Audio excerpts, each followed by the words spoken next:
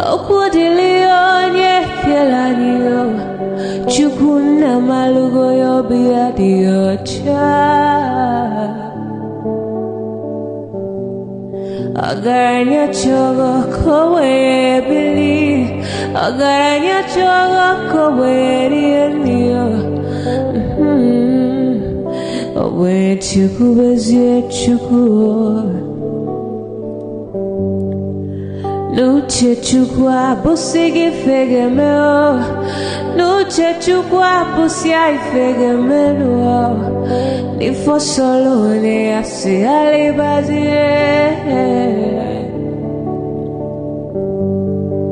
Obwe bebe agaranya muliba Obwe wuru agaranya mebibe solea Mano agaranya mwa Obwe afyozi enipakwa Agaranya chogo kowe bili Agaranya chogo kowe rienyo Obwe chikubezio lisa Kodili ma kodili bemo Kodili wakema kodili wanima Naino kwane we beluge beluo Kodili ma kodili bemo Kodili kemo kodili heyo Ibedwe me wane Nikadie zibo hewo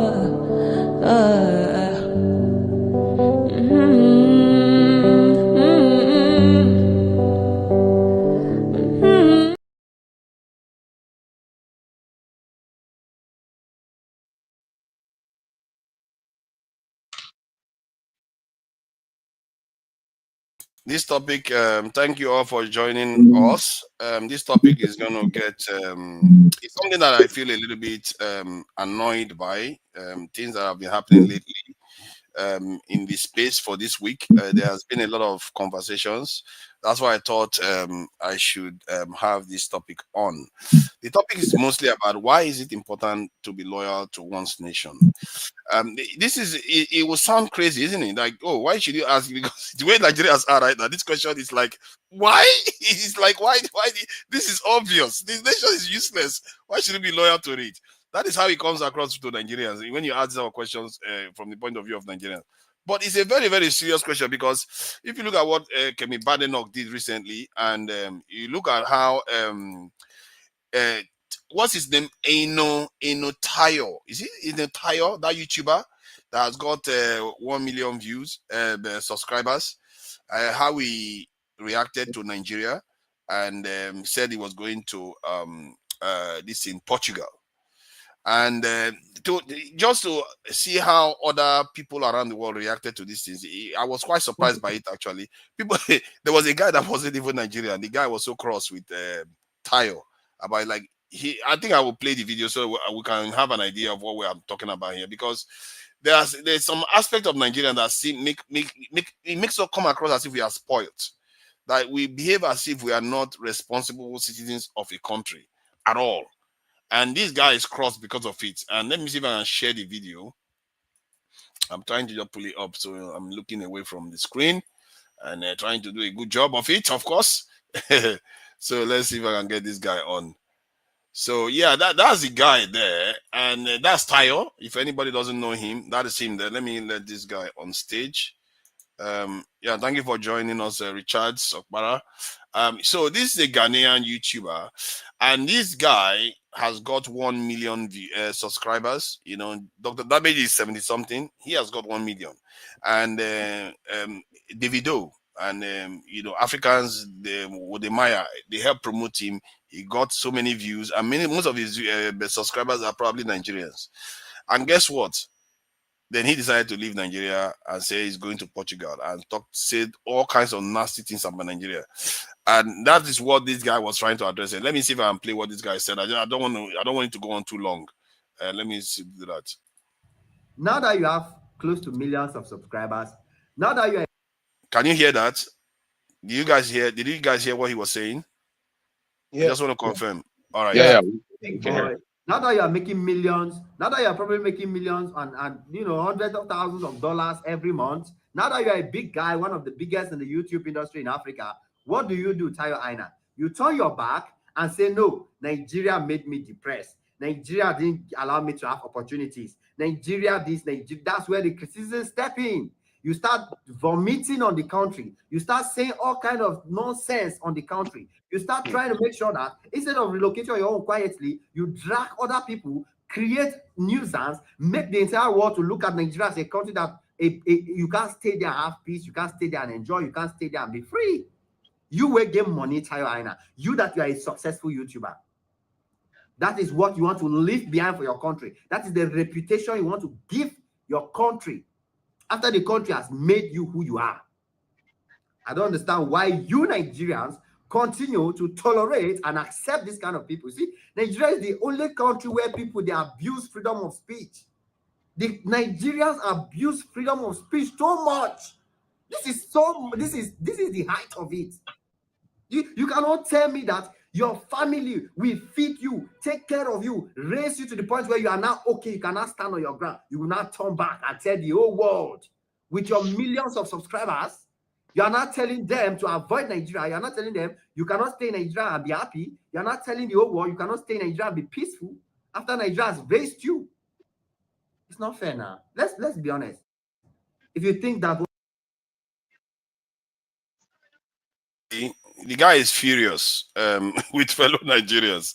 He's furious with Nigerians because he feels like you see that in Kemik Badenoch too. It's not only this. You see that almost in many Nigerians. Even Davido did it the other day when Nigerians were criticizing him. What I find recently is that Nigerians are beginning to push back now.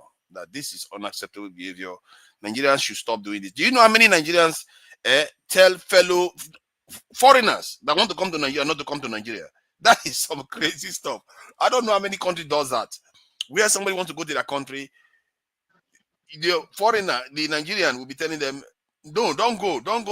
Or let's say you want to go to Spain. Somebody in Spain tells you, don't go to Spain. Even Colombia, they will not. People from Colombia will not tell you to go to Colombia or Mexico. But Nigerians will be the first to tell you not to go to Nigeria. And they are the kind of people that, for some reason, I don't know what it is.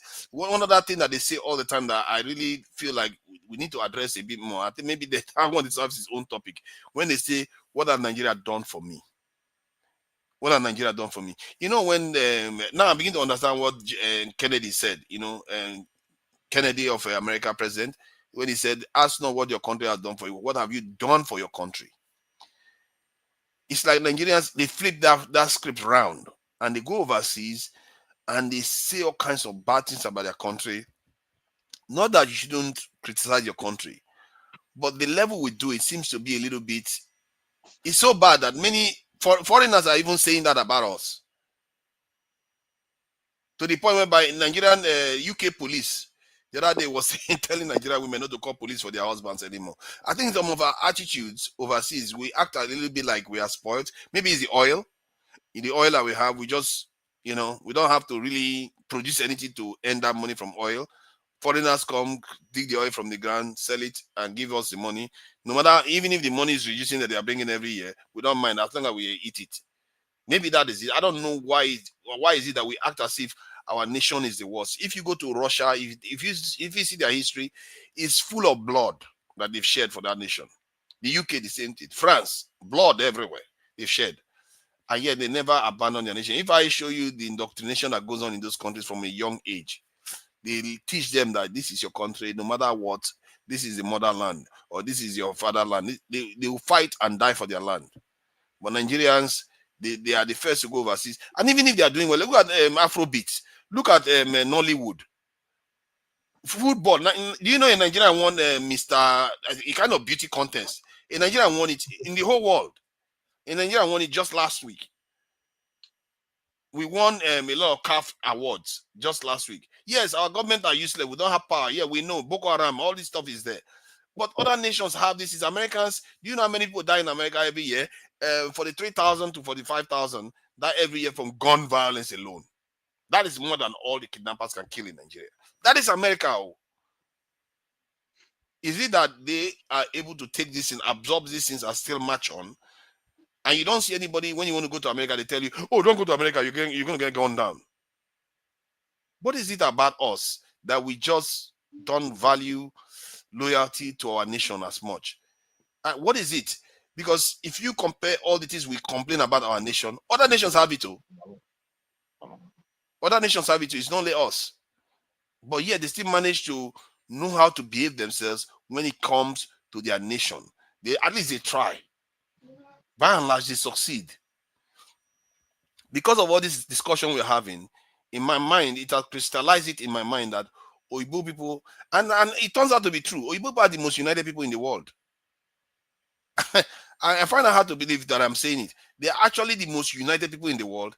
And guess which people have shared their own blood more? Nobody. They've killed themselves far more than anybody else. And yet they are still disunited. How did they do it? Why do you don't see them bad mouthing their continent in front of us like that? So, but this is a topic. That's why I thought I should just highlight it so that I'm not going to talk too much. I'm going to let you guys explain why loyalty to your motherland, your fatherland, whether it's important to the people, or is it just free for all? So should I start from AY or start from Eccentrica? Eccentrica is not there, so I will start from AY. AY, so what do you make of it? I'm here. All right, go ahead. Oh, your video is not there. I can't see you. I wanted to do reverse this time so that because AY is the pinnacle of the discourse. So Eccentrica, I can't see you. I can't see you. But go ahead because we've seen you in the other one. What's going on? That's correct. I don't know. I don't know. Maybe you need to go out and come back in again. I can see Eccentrico. I'm not the only one that can see him. I can see him. Oh, I see. I can see him on the other one, but I can't see him here. Okay, it's all right. Go ahead. It's me. It's me. Oh, okay. Man. All right. So when it comes to loyalty to country, I think the most loyal group of people in Nigeria are the governing elites, right? Those in the government, they're the most disloyal. I mean, you can tell by their actions, how they take money out.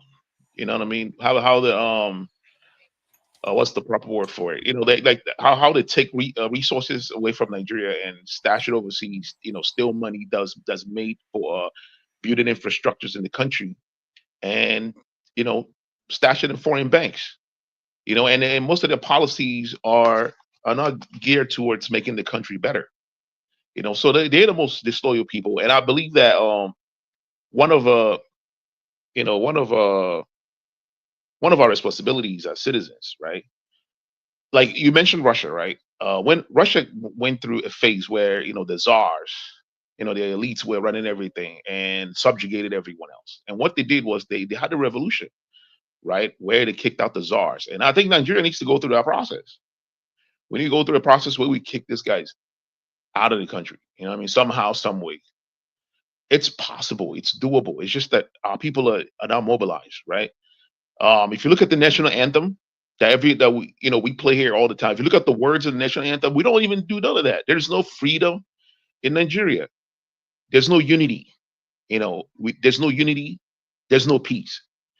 The national anthem. The leaders need to actually look at the national anthem, the words in the national anthem, and make that part of their policies, right? To create freedom, unity, and peace, right? Part of having the freedom would be, making sure that everyone has, basic amenities, right? That's part of, you cannot be free if you don't have, if you're hungry. You know what I'm saying? A hungry person is not free. If you're hungry, if the police are always, hounding you anytime you drive, the government can just come up with a policy that affects the people negatively and just sit in their thrones. So they're the most disloyal people, not the guy with the 101 million views saying that he wants to leave the country. I think the people that made the country uninhabitable for the populace are the most disloyal, and they're the ones that needs to be treated.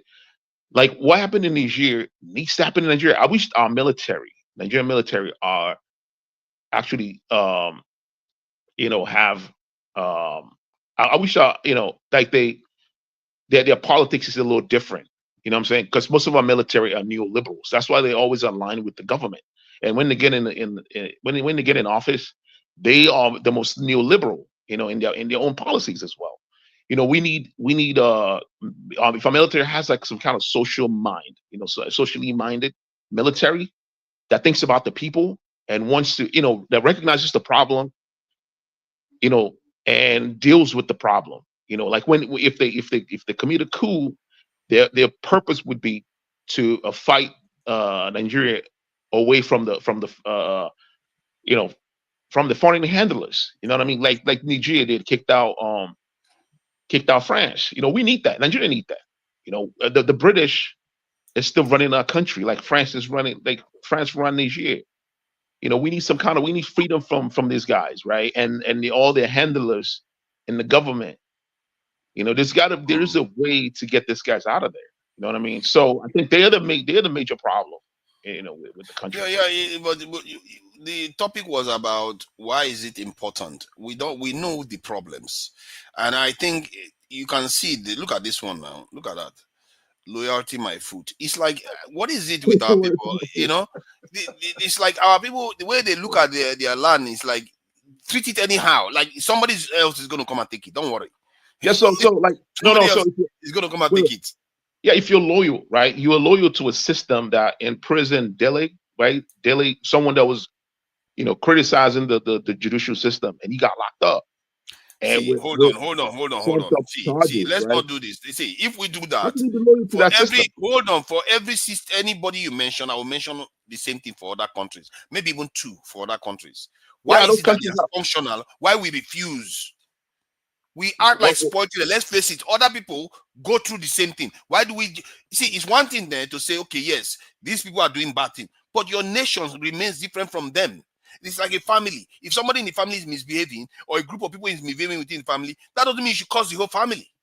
Yeah, but those people have functional democratic system to a certain extent. Nigeria doesn't have any democratic system. We don't have a functional. Look at this one that is saying loyalty my foot. Does this one sound like somebody that is going to build anything? No. Like, you gotta understand that one. It wasn't God that came from heaven to build it. You need to understand where he's coming from. Loyalty, he's not loyal to the system. You know what I mean? The system that, you know, that creates inflation and, you know, removes all the social programs that benefits the ordinary people. That's what he's talking about. He's not loyal to that, not to the country itself. He's talking about the loyalty to the system.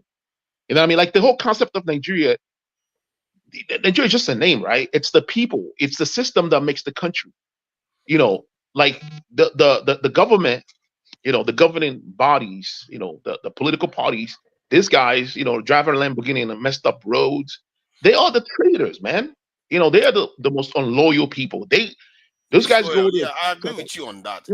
That's not the dispute. Where I have an issue is when we do that, we forget that we are also doing the same thing. It's like Kemi Badenoch saying she was on the side of Yoruba people, but against Nigeria and the Northerners, forgetting that while she's badmouthing Nigeria, there are 40 million Yoruba people in Nigeria. What kind of low IQ thinking is that? This is our problem. We don't seem to know where we should draw a line when we are doing things. That's self-harming, and she doesn't even know it. Sorry, go ahead. Yeah, Badenoch is a terrible person. I don't really like her. Yeah, but the people that come in here to, you know, protect her, I look at them with side eye too. You know what I mean? Our politics doesn't align. Our politics doesn't align with those people. Those people are now they don't have class consciousness. That's what's lacking with a lot of these people. When they come on here, they lack class consciousness. And I even imagine most of the people that come here, if they join the government, they will still be doing the same thing the government is doing. They're not going to do anything different because of lack of class consciousness, right? Like if Nigerians have the opportunity to carry a revolution, right, they will do it. And why would you want to do a revolution in a country? That's because you love the country and you want a better system. That's why you want to do a revolution. The revolution you're doing is not just to destroy the whole system and just walk away. You're trying to restructure the whole system. The system is unhealthy. It's very faulty. You know, the most unloyal people are the elites. The guy I read a story, some guy, he bought a Lambo to his daughters. Like, where are they going to drive the Lamborghini? In Lagos? The roads are messed up. Why would you even drive a Lamborghini when the families next door could barely feed their family, like give the family 2 square meal. Like that's crazy. You know what I'm saying? Yeah, Like we need. but we are. You see, you. I don't know why every time we have discussions about Nigeria, first thing we do is, oh, it's the government that, and I do understand that to an It's extent. not the Like the it's government not just the controls government alone. everything. It's But not how just the about the government people alone. themselves, the middle class? The middle class too. They are some of the most disloyal people. Nigeria has no middle class. What middle What do you class? mean Nigeria doesn't have middle class? They do. You'll be Nigeria does surprised. not. Nigeria does not have It middle may be class. small, but they are there. They are there. There is They no number middle in the class. millions. It's only two classes: rich and the poor. Yes, they That's it. do. I've met a few of them. I can tell you that they exist. There are a lot of Nigerians that are in Nigeria that can go overseas and come back. Go overseas and come back. They don't have to stay here. They are middle class. So why are we saying that they don't exist? Those are the elites, man. Those are the rich, man. Those are the rich that needs Oh, to be those are people eaten. we call the rich. If somebody has $1 million, you call them super rich in the context of Nigeria. That's $1 middle million. class. That's super rich. $1 million. $1 million is not a middle class in Nigeria. No, it's not. Come on, that's It's a middle class globally. no, It's a no. global. 1 million See, as long as it's based on globally, class, $1 million is rich. Who is defining that? How many people have $1 million? How many people have yes, so how in many of us the here have UK, most people that have up to $1 million will be considered middle class. If How you many don't of us have, here if $1 you million? don't, no, if you don't have up to $1 million, I'm talking middle about, class? I'm talking about net worth, not in your bank account, net worth. Net worth, yeah. If you are what, yeah, net worth $1 million. Yeah, maybe still fall. Maybe high middle class, I would call it high middle class. Upper middle class, they hardly need to work at all. But those ones that have net worth of 1 million, they still need to work, and that's why they call them this thing. By UK standard, they may even call it working class. Yeah. You know, UK they don't mess about. So yeah, thank you, Richard Okpara. Thank you for joining us. I don't know, your camera hasn't moved for a while. It's like a silhouette. I mean, you can see me, right? Yeah, I can see you. Yeah, this matter, I can play you video. You know, people have seen No, it. I watched it. I watched it. Yeah, there's one for Kemi Badenoch too, the one that where she was rubbishing the entire black race. The reason why I'm highlighting this point, because this point we've been talking about it now for weeks. Is there something within we, especially Nigerians of all groups of black people, where we want to serve other people, we serve them with all our might. You know, all our might in our national anthem. Instead of us to do for our nation, we do it for other people. We serve them with everything we've got, and because of that, when it comes to Nigeria, we just rain abuse on the country constantly, even if other nations have problems. So I don't know, what do you make of this? I'm going to play a video later on about the psychological aspect of this, because somebody analyzed, you know, that Django movie, the black guy in Steven in Django movie. Somebody analyzed the psyche of that slave, his behavior, and I feel like there is something we might be able to pick out from there by our behavior, because I know that in UK myself, if I walk into an office, I see a Nigerian in that office, I'm concerned. If I say Jamaican, I'm a little bit more relaxed. If I see an American, I'm a bit more relaxed. Why am I concerned when I see a Nigerian? That should tell you something. Yeah. Thank you very much. Who is a Nigerian? You know. You're a Nigerian. That's the question. Who is a Nigerian? Until we have to sit down. We have to sit down and discuss who is a Nigerian and who is not. And that's why I'm so, sometimes you look at our politicians, instead of them to come together and discuss issues, they are just, beating the bush, running around this circle. For example, there's a new group now called themselves the Patriots. Emeka Anyoku, all those old people that benefited from Nigeria before the Civil War, before the independence. That the people coming and telling us now that are the Patriots. They want to do away with the 1999 constitution and bring new constitution. I believe what Nigeria needs is not new constitution. What Nigeria needs is, let us sit down and discuss the unity. You cannot be proud of your country when you are not, part of it. Because I believe that many Nigerians are not part of Nigeria. So even our so-called forefathers, they didn't even agree on this Nigeria. That's why we are having this problem today, because the foundation was faulty. Awolowo never believed in Nigeria. He called it a major geographical expression. Tafawa Balewa never agreed in Nigeria. He called it a British invention. And when our people come here and tell us our founding fathers, there was nothing like founding fathers in Nigeria. That is why we're having this problem today. Until we come and sit down and discuss this unity, how are we going to live together in peace and harmony? Anything you do in Nigeria will be, will be just kind of waste of Yeah, time and energy. but you see, why do we do that though? Is that not another way of saying, oh, I don't have a solution? Because in reality, look at the UK now. I'll give you an example. In the country I'm sitting in, this country conquered the entire world.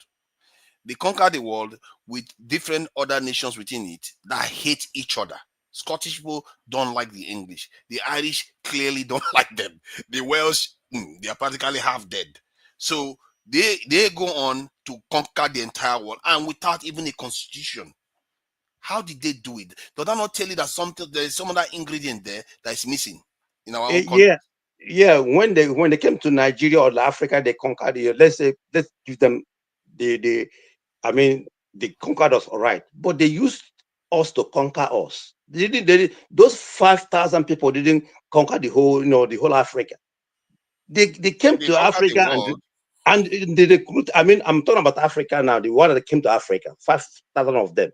They used our brothers to conquer our brothers. But that is about 200 years ago, forefathers. I'm talking about today. Why everybody is angry with Nigeria? Because Nigeria has not given you that nationhood that you need. Look at what is happening in Nigeria today. Why are Nigerians moving, on food from Niger to Chad, from Chad to Mali, to Libya on food? Because Nigeria has not given them that nationhood. Ask yourself, my brother, was it so bad like this 1990, 1980, even few years after the Civil War? Was it so bad like this? Still leadership. As long as we don't have good leadership in Nigeria, people, even our children will hate Nigeria more than we do. Because our parents never hated Nigeria like this. Our parents never. What happened? When I left Nigeria, when I left Nigeria in 1990, this dollar. In fact, it was even D-Mark, Dutch mark then. It was 1 naira. Sorry, 1 D-Mark against 15 naira. A dollar was 19 naira then. Who thought that at this time we will be talking about 1,700 naira per dollar? People are angry with Nigeria, not that but people want that country to accept them as their citizens, because Nigeria has never accepted its citizens as like their citizens. This Nigeria you will see today only benefit not up to 500,000 Nigerians, the elites. That's why people are angry with Nigeria. I hear what you are saying, but is it okay? One of the points that I agree with you on is about the founding fathers that we like to call founding fathers. The truth is that they were a kind of collaborators. Let's face it. Yeah. They collaborated with the enemies of our ancestors. Those people destroyed our ancestors, took over, and they raised several generations of people that were loyal to them. And exactly. Those people went on to take over the country. And the result we are seeing is what we are seeing now. Because normally founding fathers that fight oppressors and defeat them and found a nation, they defeat the collaborators too. They defeat the collaborators and they defeat the oppressors. And then because of the fight that they've had to fight to found their nations, they are bonded in blood and with a lot of passion. And they go on to found strong nations. But the history of Nigeria doesn't reflect that. Hence, Exactly. That's what I'm saying. Because, for example, assuming that, in fact, the only person that even kind of felt that he was a Nigerian was Azikiwe, who was talking about, let's, do away with our differences and live together. But the Awolowo was never believed on this Nigeria we're talking about today. The Tafawa Balewas and Ahmadu Bello. Listen to what Ahmadu Bello said about this Nigeria, that he preferred to employ an expectorate, and when there is no, you can then employ a southerner on contract basis. And this is the people we are talking about, calling our forefathers. My brother, the foundation was faulty and is still faulty until we come together. I'm not talking about separation, but let us discuss our unity. Yeah, but that foundation, though, let me ask you, though, can we help it? Because I've always wondered that if people want to leave your country, they say take key. Would you reject it? What do you expect to do? I just feel like we are blaming ourselves for things we don't have control over. What we have control over is what we do now. Because if people say, Nnamdi Azikiwe, come on, I want to give you key. Tafawa Balewa, come on. Are we going to say no? No. That's the problem. No, excuse me. When Oyibo left, fine. But these people, they would have said, okay, now Oyibo, we have driven them out. There are no more. We now have our country. Then let us do away with all this, tribal, the religious, all the sentiment. But in fact, it was even worse then than now, because Operation Wet Tears started in the southwest, and that was the beginning of Nigeria's crisis. So on these people, they drove the Igbo people out, but they never wanted to be together. And that's what we're suffering today. And until we this generation, if we don't discuss this thing, if we don't get remedy of this thing, our children will be suffering the same thing, because it's not going to go away. Let us be honest with ourselves. Who is a Nigerian? See, this thing where we do, I don't subscribe to the idea that we have to ask, are we Nigerians? We have been Nigerians for 60, 70 years, and we keep saying that we have not had this conversation. Our people have had the conversation. It's not people that created the republic in 1963, if I'm not mistaken, then went on to write another constitution in 1979, then again in 2000 or so, 1999 or 2000. So our people have been doing it. We've been meddling. As a matter of fact, they even passed a bill recently to allow states to generate electricity. Our people have been doing it. And that is what bothers me sometimes when we say we want to have to have a conversation before anything will move forward. Yeah. Excuse me. Let me tell you. Look, my brother. Let's be honest with ourselves. One thing I don't like with black people, we are afraid to tackle issues. We are too emotional. We are too, sentimental. We don't know. Like, it's like they will tell you the unity of Nigeria is non-negotiable. Who told you that? I've told you. I came here in 1990. I've seen countries gone, go their separate ways in Europe. How many? Very few. Actually. No. Excuse me. When you talk about very few, at least we have 7 countries in Yugoslavia today that there were one Yugoslavia when 1989. I don't think so. No.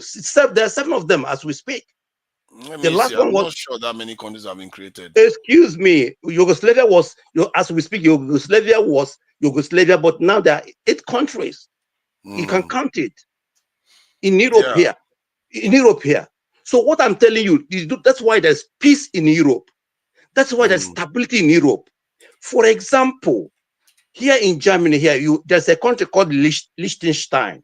Liechtenstein is a German-speaking country. There are I think around 40,000 people. They are on their own, even though they speak German. You have Andorra. If you come to Europe here, you have countries who are, Andorra is about 80,000. Luxembourg is 640,000. That is why there's peace here. Until we come together and discuss this thing, do we want to live together? If yes, which terms and conditions? All these things will be, let me tell you, conduct election 2027, 2031, the same thing, the whole thing will be, nothing will happen. There will be no change because everybody is like, I'm Yoruba first before I'm a Nigerian. I'm an Igbo first before I'm a Nigerian. I don't blame that woman who was talking about, though I don't like her, and I know that conservative parties want to use her and dump her. I've lived in London for many years. I lived in Dulwich. I know that conservative people will use her and dump her. I'm not fan of Badnoch or what they call her, but she made a statement, and that statement is very, very important. Let us not do away with this thing. We have to look. Let me tell you, for example, a husband and a wife. If you are not compatible, you have to go out your separate ways. The only thing that can keep a husband and a wife is when they are comfortable, when they have respect for each other. These things we are talking today, my brother, let me tell you, in another 3 years, the story, the whole thing, the narrative will continue until we come together and say, okay, we want to be one country, but let it be this or that. For example, how is that going to help us solve any one problem at all? Just, we agree we are in a country. That's going to solve the problem. It's not going to solve anything. How is that going to help you to secure your country? How is that going to help you challenge the powers that be? It's not going to do that until you do that. The idea that if we just enter a room and have a meeting, the moment you walk out of that room, you have to admit that there are people that will be against all decisions that have been made inside that room. Yeah, that's what I'm saying. Yeah, because you still have the same division in place. No, but that's the few those few ones that benefiting from this Nigeria, not you and me. You know what I'm saying? That's why we have. And the topic is about loyalty, actually. So the idea is to be loyal to the nation that you have. If you are saying until you have conversation before you are loyal to your country. Yeah, but how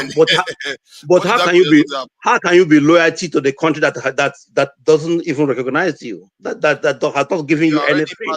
Whether they recognize you or not, you're already part of the club. It's your right to claim your title. You can't say you are the son of a king, and then when it comes on to claim, then they say, "Oh, the subjects didn't accept me." No, you claim your right. That is your right. You're already part of the club. We look. For example, I travel to Nigeria always. I'm a Nigerian, and I want that country to work. But the issue is that how is it going to work? Whereby those people on the top, they are not even ready to listen to you. They are not ready. They are not willing, and they're not willing, and they will never, because they are not there for you and for me. Then it's our job to move them now, isn't it? How do we move them? Do we carry gun and move them? Look, for example, changing minds. Sorry. Try to use 30 seconds to round up so other people. Yeah, I'm rounding up now. My own issue is that the country has really, disappointed everybody, and we should start from the beginning. Nigeria must be renegotiated. Simple. Thank you. Yeah, whenever people say that, they mean a regional system that they remember to be the golden age. But it's okay. I can't fire. Who was supposed to speak? Okay, I was supposed to be going up. Okay, the whole thing has been moved around though. Tony hasn't spoken. I am from the diaspora. I should be made a priority. Are you sure? I can't fire. We should make you priority. It's not going to be fair on people that have been here now. So I'm sorry. I'm trying to. I'll try to make it shorter. I can't fire. Try to bear with me. I'm trying to. Who is next now? Can you guys help me out? Let Akafaya go now. Let him go. You want to? Yeah, you're just so persistent to Niger. You want to give me? You want to? I don't like that about you too, Niger. You persistent. I wonder if I'm invited. I'm wondering if I'm invited to your channel, because you want to be a superstar. You want to hold a conversation with everybody else. You don't want nobody else. Just let's go to Niger. You know that I have some solutions. I don't really talk about problems. I hear my brothers speaking about the problems, and the problems are great and they are vast. You feel me?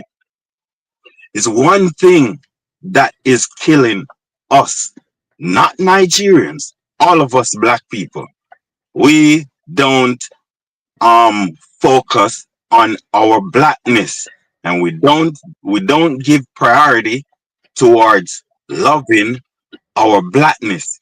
We do not think that blackness is royalty and deserve royal treatment. These are the things that's destroying us. I love my brother Richard. He is talking some real stuff. But we need to pinpoint what we need to engage in, which is deliberate Pan-Africanism and deliberate Black consciousness. You need to convey to your people that the market woman is as valuable as the president and should be treated that way. You feel me? No one should be considered inferior in the Black world. No one should be considered less than the other in the Black world. And you need to get that to even these Fulani guys. You feel me? That one of the reasons why they are unsuccessful is because they are fighting the Black world. You feel me? And they are and a lot of us would be considered as cowards if you fight the closest man to you and not fight your enemy, which is the opposite of you. You feel me? So our problem is we need to find a way to overwhelm the administration. What do you mean? Look at how you want us to fight, identify with our blackness. Don't you see blackness is the devil? How can you tell us to associate with blackness? You see this pastor saying blackness is devil, and let me show you. This is what we believe in. This is why we hate ourselves. The blackness is devil, and look at who is white, who is the angel. How can you tell us now to associate with blackness? When we see blackness as this, is that not a problem? You are telling us to associate with the devil. We can't do that. You understand what I'm saying? We can't associate with the devil. Look at that. How can you look at this ugly devil? Oh my gosh. This is us. Yeah, you are. Well, look here, man. We need to reimagine ourselves and reimagine these images. And we also need to go after, maybe verbally, the people that are, because I know in Nigeria they call blackness bad, and you want to turn Nigeria black.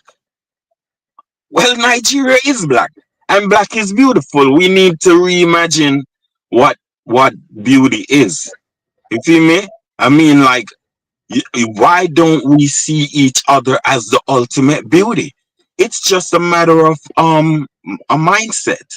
It's just a matter of forcefulness. We could force on ourselves our own beauty. Say you are beautiful, because to Niger, no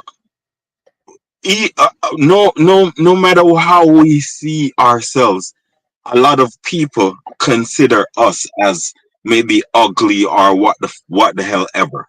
You feel me? But we need to be in charge of. We need to take charge of our world and proclaim what is beautiful.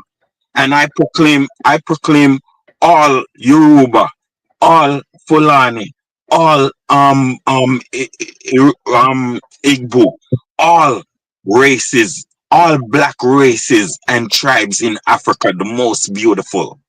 You feel me? Sudanese, the most beautiful. We need to worship our blackness. We actually have to worship it in terms of we must go off on whoever scar the black skin.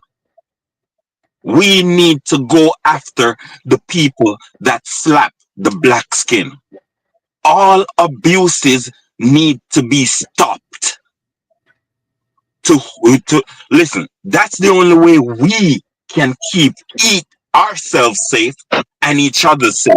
If we stand there and watch someone disgrace and discard the black man and the black skin and the black body, if we watch that, don't say nothing when it come to you, because you practically deserve it too.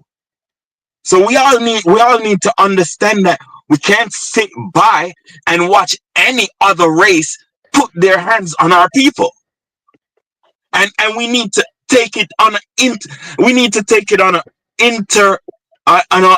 internal level where we abuse the abuser of ourselves.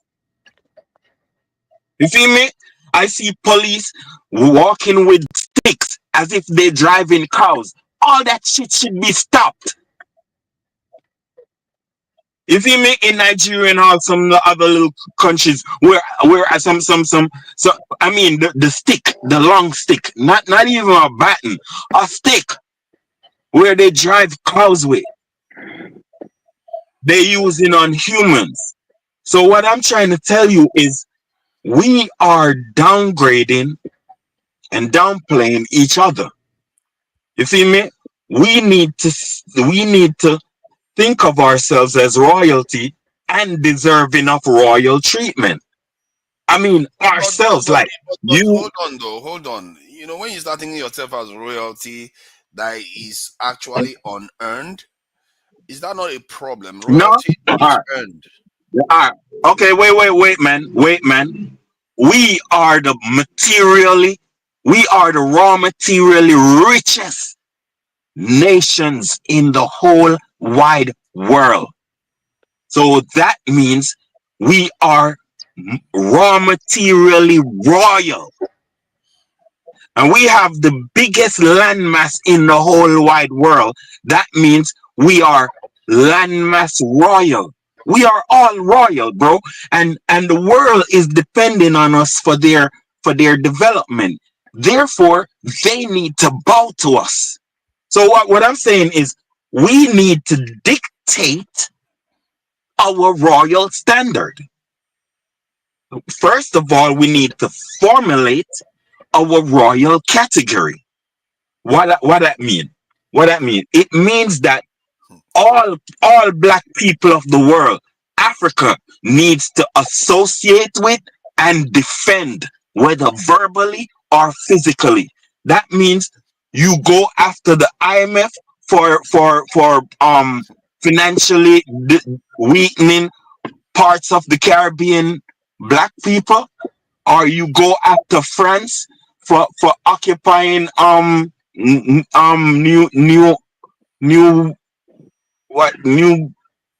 that place in those places in the South China Sea where the black people are. I can't remember.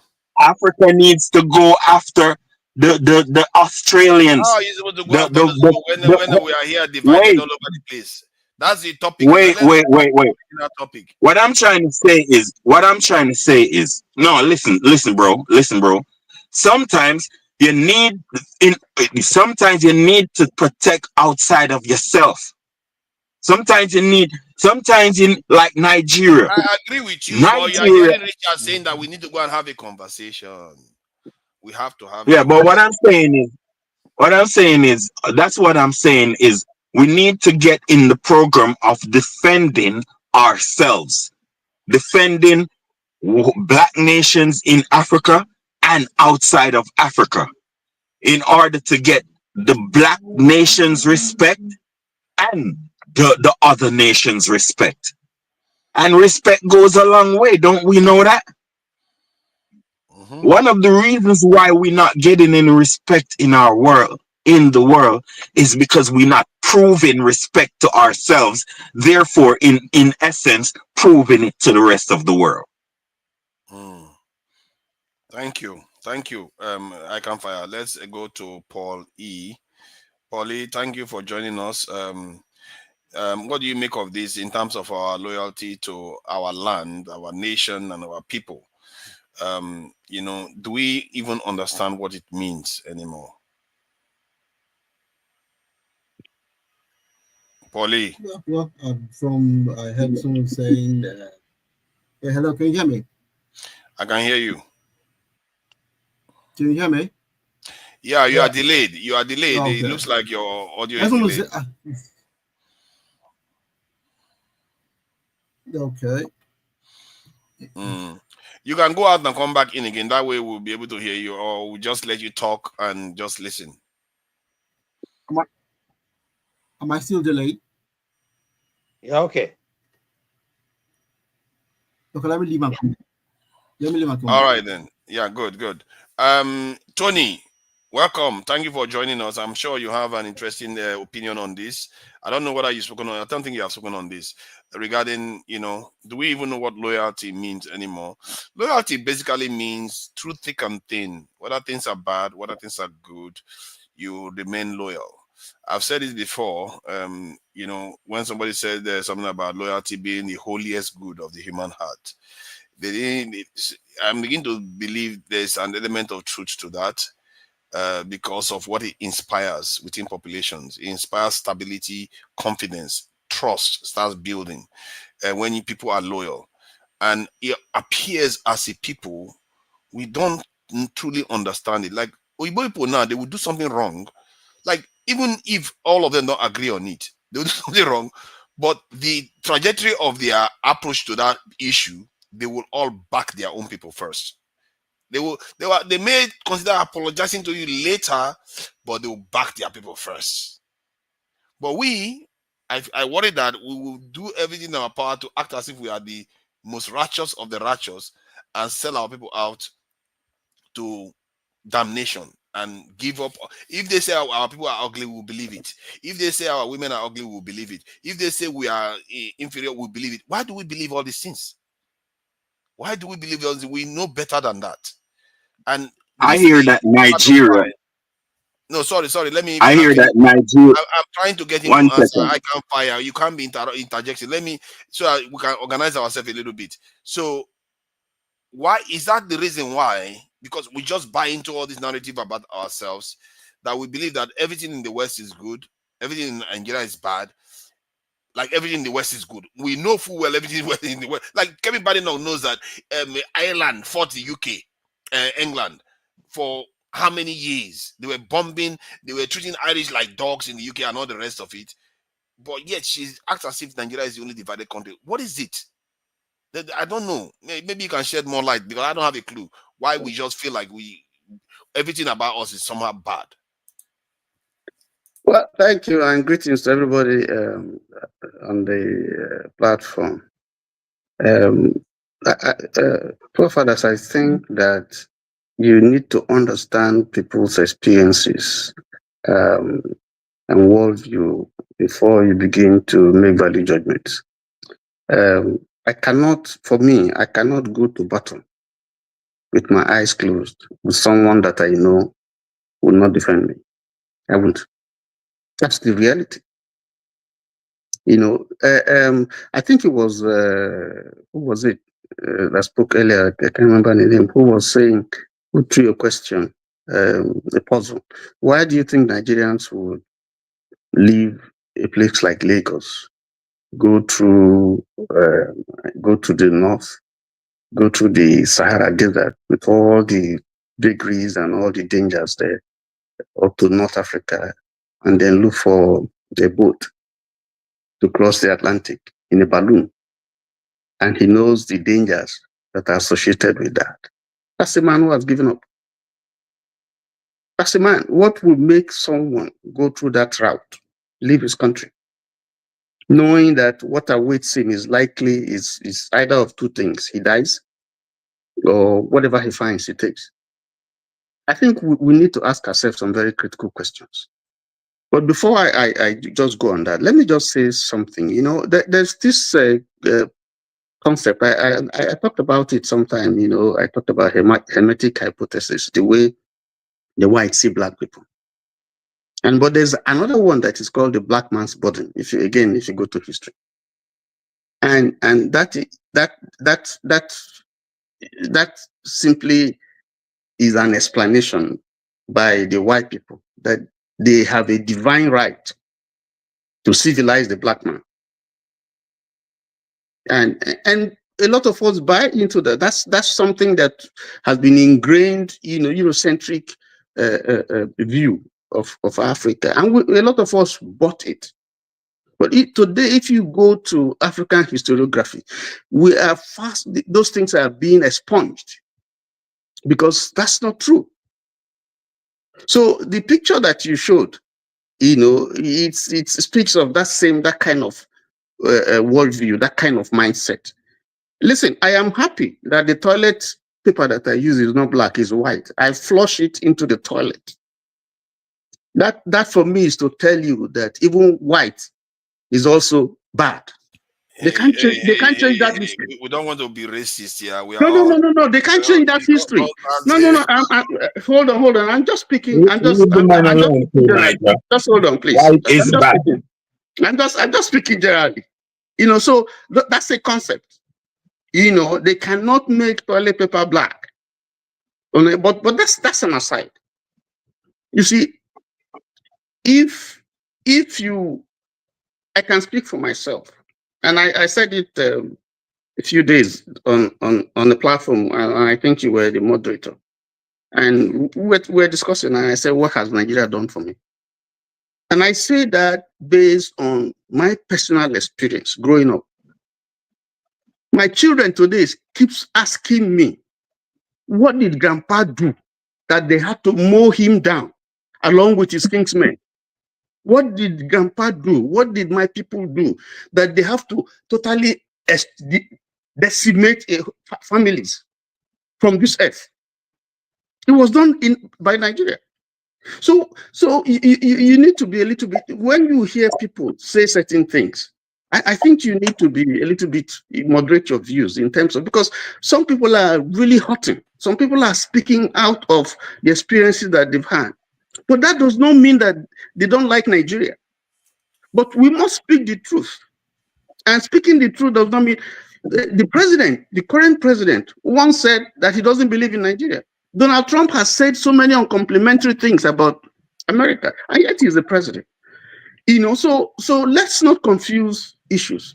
I don't believe in denigrating my country, but yet it doesn't stop me. Something else?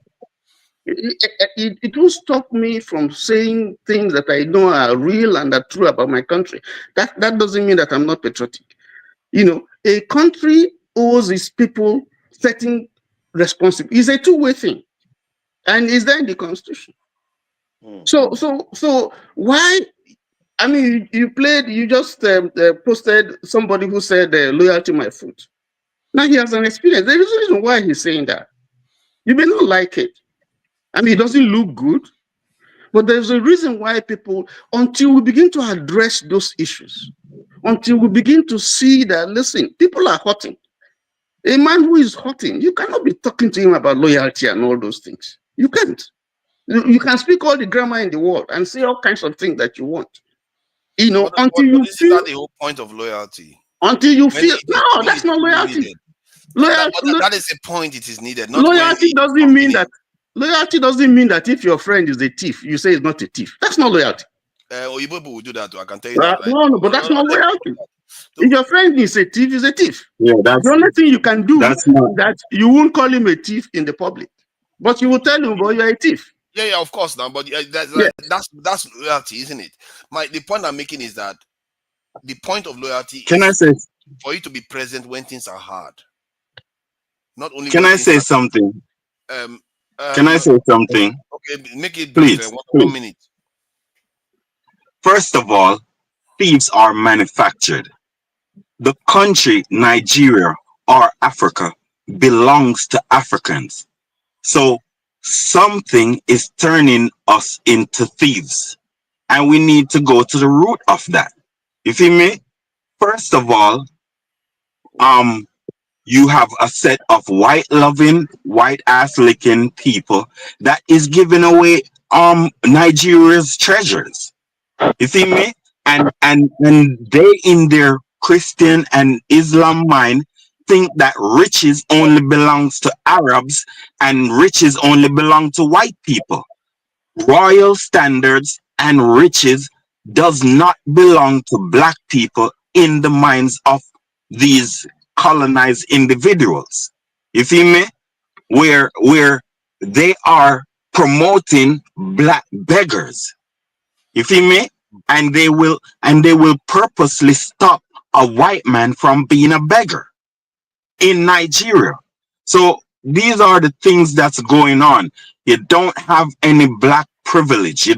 People don't think that you deserve to own a company and be their bosses. People don't think that. I'm telling you. Thank you. Please, let's stop blaming the white people. Hold on now. Hold on. 1 minute is gone. 1 minute is gone. Yes. I can't fire. Yes. Hold on. So As successful as Dangote is, Let's stop. hold on. As successful as Dangote is, he'd be 4 times more successful if he was white. If he made in Nigeria. Thank you. Let's That's true. stop. Thank you. If he made Let's stop blaming Hold the on. white people. Let's Yeah, stop blaming I the can't white fire. people. Hold on now. Other people need to speak now. You know that. And Richards, I hear you. We are not necessarily blaming them. We are calling out a possible issue because if somebody is also helping you bury yourself, you want to tell them stop. And Please. someone is always, one of us is always begging for the white man. One of us is always the sympathizer of the white man. Before you start saying I'm picking on you, let Tony finish. Then Paul E can actually make his submission. What you all gonna do about Nigeria cutting up the pipeline of Niger? What are you all gonna do about that? Should we talk about that? I think that's not. Yeah, we'll talk about that. Let's then speak. Then we'll go through that too. Because Niger is on the AES countries is on high alert. Come on, man. I can fire. Come on, exercise discipline. Huh? Tony, thank you for joining us. Let me just round up. Let me just round up to say that, you see, Nigeria is a fine country. I mean, I love Nigeria. I came back from Nigeria 2 weeks ago. I have projects in Nigeria that I'm doing. I have property in Nigeria. I love Nigeria. I go to my Facebook, you see, I say very complimentary things about Nigeria. But when we see the facts, we have to say them. We have to say them. People are hurting. Some of us are hurting. And if anybody mistakes that for being not loyal, then it's unfortunate. That's my position. That's my view. Let me just stop there, so that others can continue. And I appreciate that. Paul Lee, you can carry on with your submission. Appreciate your time and patience. So it's about loyalty, isn't it? Okay. Should we demand it or should we? Why? Okay, when is Kennedy wrong of America to say, ask not what your country can do for you, ask what you can do for your country? But Nigerians are like, what can my country do for me? And my country should not ask me anything. I think we also, even from your narrative, we are constantly trying to think that Igbo people are the ones that determine how we think. Even how do I put it now? And someone was saying something about Nigeria as an expression of whatever. Every country is an expression of the West. The boundaries, whatever, how we want to do it, you can wave your hand all you want. So they have created. No, but I will explain why. But go on. So, and another thing again is when people are saying, criticizing Kemi, Tayo, and what's the other person, Davido. Everybody's entitled to their opinion.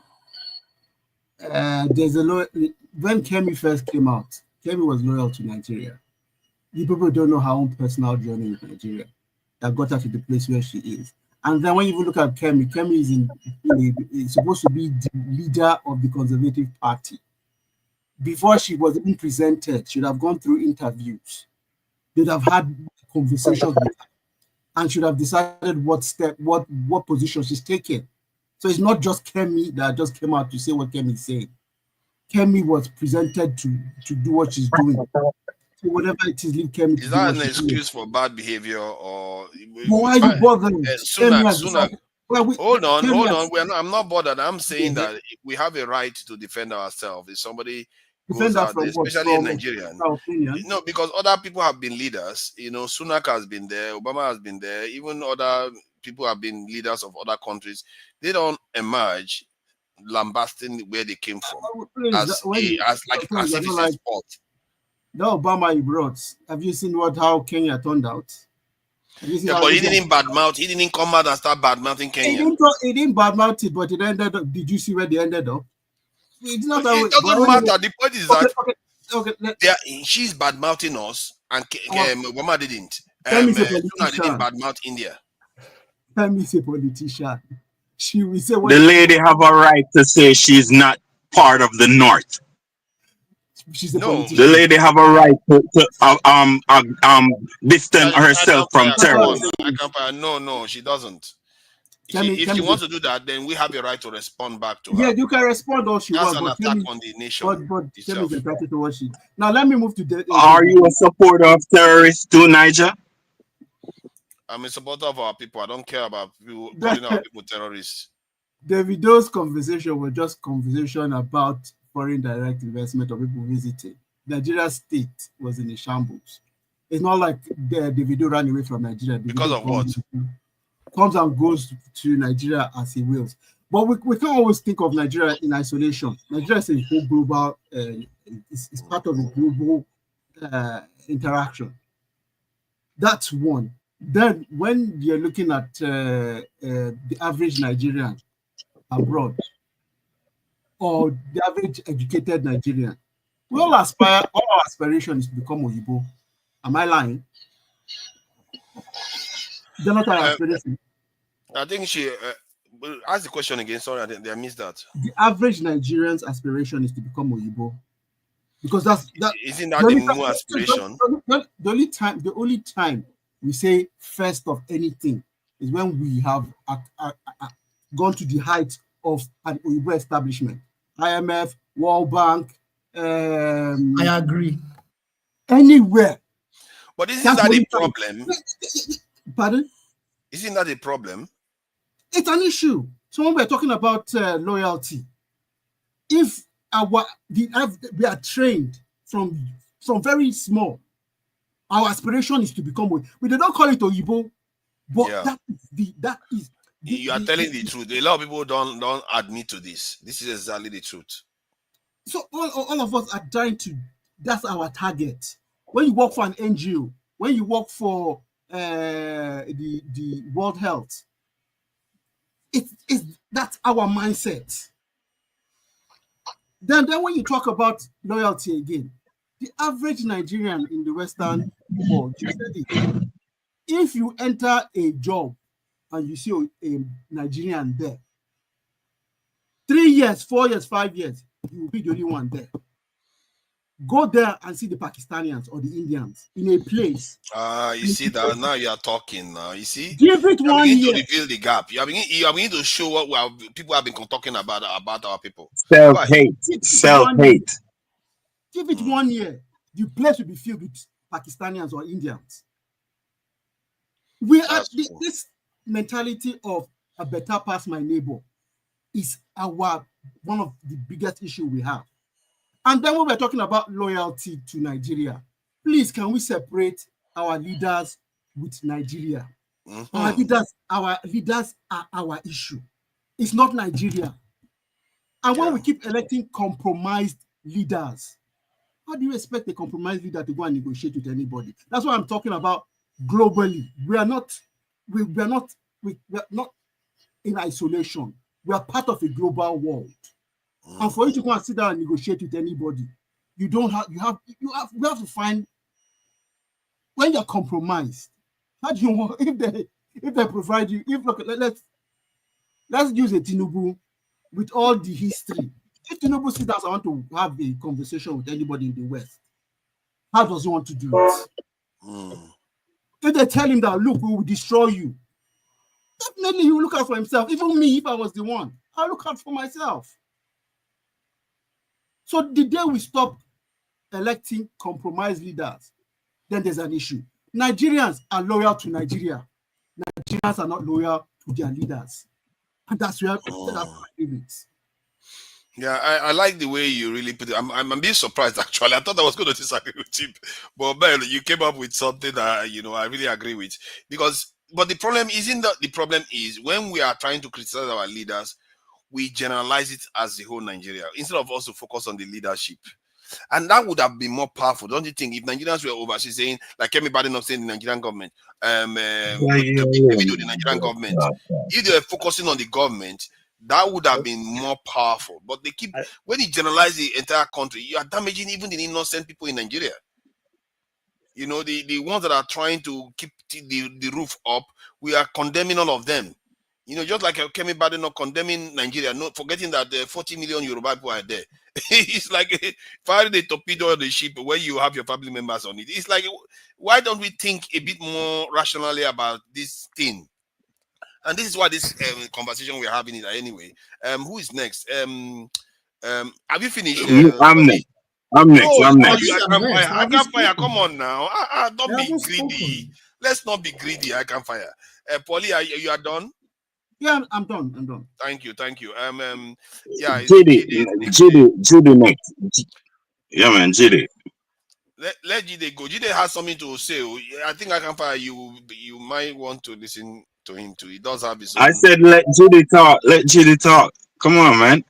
I can fire. Don't start with me now. Go ahead, please. Hi guys. Fofaras, thank you so much for giving me this opportunity. I agree to Alpha, Tony, Richards. I agree. Paul. I like your views, man. I like everyone's view. I can agree to you. I salute. I also respect your views as well. So, as everyone was talking, it was very insightful, and I even took some notes. So there's this idea, it's a solution. I have highlighted on a particular solution that the idea of Pan-Africanism, the idea of Black people coming together, having to connect to our heritage, connect to our pride, connect to the resources we have, harnessing it so that we can show, to emphasize our superiority in the world and leverage on it so we can liberate ourselves. However, there are challenges with that, right? And I'll give the historical, before I go into the historical context, one thing we need to understand is there are challenges. And the idea of us coming together as Black people, just Black people, right? That we have Afro-descendant people, we are from Africa. It's a very great idea. It's a wonderful idea. However, the challenges we have with that is that if you look at African people, both in the diaspora and in the continent, the major challenge that we have compared to what you have in other parts of the world is we don't have shared customs, we don't have shared values, we don't have shared spirituality, we don't have a shared language, we don't have a shared national interest and pride. Those are the major challenges, you understand? So that is why it's an uphill task. And great leaders among African people that have tried to break those barriers, they've either been assassinated or they've been sabotaged. If you look at Malcolm X is one of the best examples of this.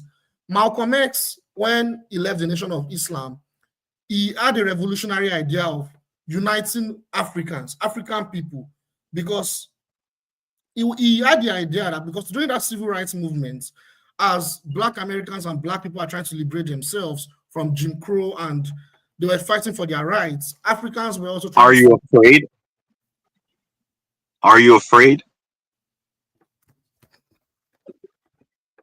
He's explaining it. He's not afraid. He's just explaining it. So let me continue what I'm saying. So why you care? Why do you care? Let's fight. Stop going there. We need. They left a mission for us. Why you want to cut it off? You need to know that you need to leave this world protected for your grandchildren. You need to do that. And you need to stop them from asking you, what did you do? It's not against I that. cannot come on this platform and say we should carry. I cannot come on this platform and talk about what's going to go and fight. Can I just talk? Let's go, man. I'm not like. We know the obstacles. We know the obstacles. Hey, don't interject, people. Don't interject, please. Okay, so let me be quick. So as I was saying, he became Pan-African. He had an internationalist Pan-African view that Black people should unite, and just like what Ikan was saying earlier, like the idea of Pan-Africanism, and that was when they saw him as a threat. and they had to assassinate him. The same thing with Thomas Sankara. Thomas Sankara had an internationalist view of black people. They assassinated him. So the point I'm making is, do you know one more person that had that? There are a lot of them in Nigeria. Nigeria, that's a good question. That didn't make it. Is it away? In Nigeria. Abiola. Who is it? Most people don't know Abiola was looking to work with come African on, Americans. please. Hold on now. Calm down, calm down. Hey, calm down, please. people. Let me just get this out. Most people don't know Abiola was trying to work with African Americans for reparations and all those things. You don't? Did you know that? Did you know he met with them? Yeah, I've heard about that. I've heard about there's no need to say no. This is a fact. Yes, but why was not a liberation? It wasn't from a liberation. But I agree with you. Why does because his agenda is let me say there's a reason why African leaders go to America, they never meet with the African American community. There's a reason why they know they are their cousins there, but they don't talk to them at all. Yeah, they go and talk to the Igbo people all the time. Abiola is one of those people that said, you know what, I'm going to go and meet them. He met, I think, Louis Farrakhan, all of them. He said he's going to work with them. Can you imagine Africa being Abiola being the head of state of Nigeria, channeling Africa to force America to pay reparations to African Americans? Please, can you imagine that? Now you can understand. Come on, man. I don't understand why you are laughing about it. Why does Biafra flag have? It's a historical. Why does Biafra flag? You know what? I will try to bring evidence.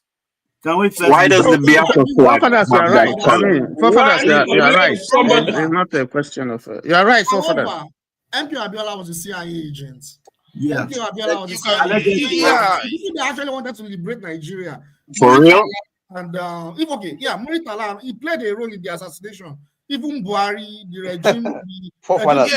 Just because you are an agent of a foreign power, it doesn't mean the content that you are operating with them. No, to Niger. Why no, to Niger. Hold on now.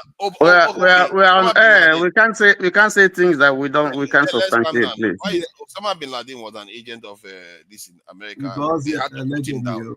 Was a CIA agent. Hold on, calm down now. Calm down. Associate it well. I will educate everybody. No, nobody's saying he's not. Why are you saying that is? See, you have to understand there is certain things you have to look at things. How do I put it? Individually. Don't always look at things like, oh, because this person is associated with this person, oh, that's it. They are condemned.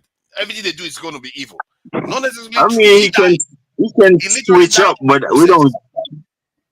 So no, this man did what he did. He could have just given up. He died in the process of doing it. He wanted and they came and met him. Yeah, yes, now they came and met him. Why do you think they feel so strongly that he should not be president? That's what you should ask them. Why is the Biafra flag like it is? That he should not be president. Why did he? Why does the Biafra? Obasanjo, sorry, I can fire because Obasanjo is just as much as a CIA agent as Abiola can be, and we are all saying it allegedly here. There's no proof of anything. No. As you see what we are saying here. So let's say that's allegedly. Allegedly, it's a fact. The one that is not allegedly, that is a fact that Abiola wanted to work with African Americans to demand reparations from America. He wanted to. Why is the Biafra flag on Nigeria? And that's a dangerous thing to into. Shit. Why is the Biafra flag like it is? Don't be asking all these random questions, man. Come on, man. Let you finish. Let you round up. So what is the Did they round up? No, he has frozen with Abiola phone. Oh dear. You see now, Abiola is there. Abiola lined up. I think it's my turn. Call him alleged CIA agent. I think it's my turn. It's my turn. Yes. AY, please go ahead. When he comes back, he can finish. Yeah. I don't want him to. Please don't. I don't know why you put interject. Everybody, calm down now. When it's your turn, you speak.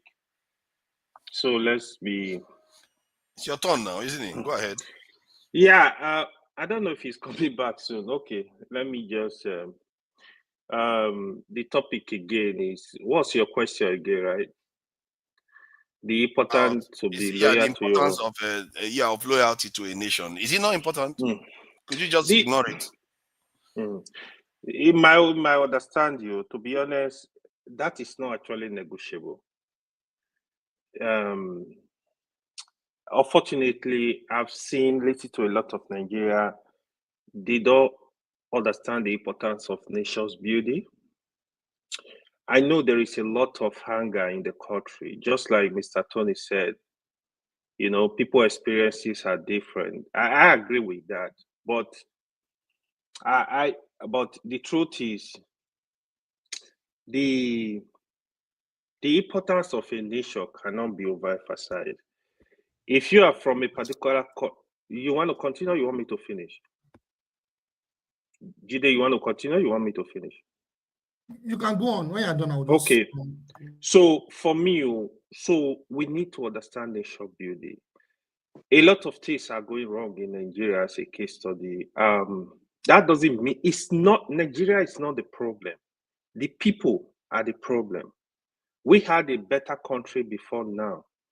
That's what we need to know. We need to understand. So all of us, we are citizens of the country. When you are a citizen of the country, you have to do everything in terms of building the image of the country, helping building the image. It's not, it's our collective responsibility. I know the past 1 week, the social media has been hot about Kemi Badenoch. You know, like, to be honest, I don't want to use bad words for her. I know a lot of people have supported her. I know she just tried to please her paymasters or her supporters, whatever you want to call them, the white nationalists over there in the UK. She is making the biggest mistake of her life. I said it on the platform that she's going to regret it. I can tell you that for free. If Kemi Badenoch, if she has actually go after the bad leaders in Nigeria, I will not have problem with her. If she call her even the president, the leaders in Africa said, you guys need to do better for the people, I will not have problem with her. But if you are denigrating my country, I will have problem with you. Nigeria is not the problem. The people, the leaders, the people, they are the problem. If Kemi Badenoch bashing Nigeria all through, say, oh, you know, the people are very poor, you need to take history lesson. I tell the British people to return artifacts they stole from Africa. All the stolen money coming from Africa, coming from Nigeria, he should do her best. I tell the people over there, I tell them, no African leader will be allowed to bring looted money to this country. In fact, he should help Nigeria. The billions that have been stolen in the past 50 years from Nigeria that is in the UK, he should fight to tell them to return it back to Nigeria. The property of the known politicians with running into millions of pounds, he should fight to tell them this property must be seized. The issue of slavery, she forgot so soon what happened in slavery. He should let her fight and tell them the reason why these people are poor, because you were there, looted their resources, you are still looting. The slavery issue, he should fight for reparation. He should tell her people, her new five country, that all the stolen resources from Africa should be returned, and they should stop stealing from Africa. I don't want to say she's full of shit, but she really got on my nerves. So for some reason, I don't know why a lot of people choose to support her. I know people have a lot of anger against the government, against the leadership in Nigeria for the past many years, the corruption going on. Yes, we have this problem. We are not denying it, but she can't go. Kemi Banidon was not, she's not a poor Nigerian. She was not a poor Nigerian. She lived in VI. Yeah. She needs to VI, shut somebody up. that lived in VI, unbelievable. Even a lot of us that grew up in the village, in the remote area, you don't even have resources. We managed to escape it. She does not have, I don't even know how a child that grew up in VI is as competitive to any part of the world. Is it London? Is it New York? Oh, Is please. it Japan? Is it... Oh, come on. What are you talking about? If you Victoria Island, have you seen the rent? Yeah, you compete with anybody in London. Leave issue of the rent. By the time, hold on, please don't interject me. I don't know what is Abig was here. In like 30 years time, when Kebina Badino was a student in high school, there is no place in Nigeria that was as expensive as Los Dros as VI. Do you know? It's now we have Banana Island, Lekki. These are new areas. VI was the big deal in Nigeria in the last, between like say 40, 30 years ago, 20 years ago even. Lekki is just new. Banana Island, these are new areas. The Asokoro you hear, these are new areas. VI was the deal. So let her keep her mouth shut and stop embarrassing herself. We love it like that. We have issues in Nigeria, internal issue. We will deal with the issue. Nigeria is not the problem. Again, the leadership, the people, they are the problem. If Kemi is going after the leadership and she do anything she like with them, I will support her. But don't bash Nigeria.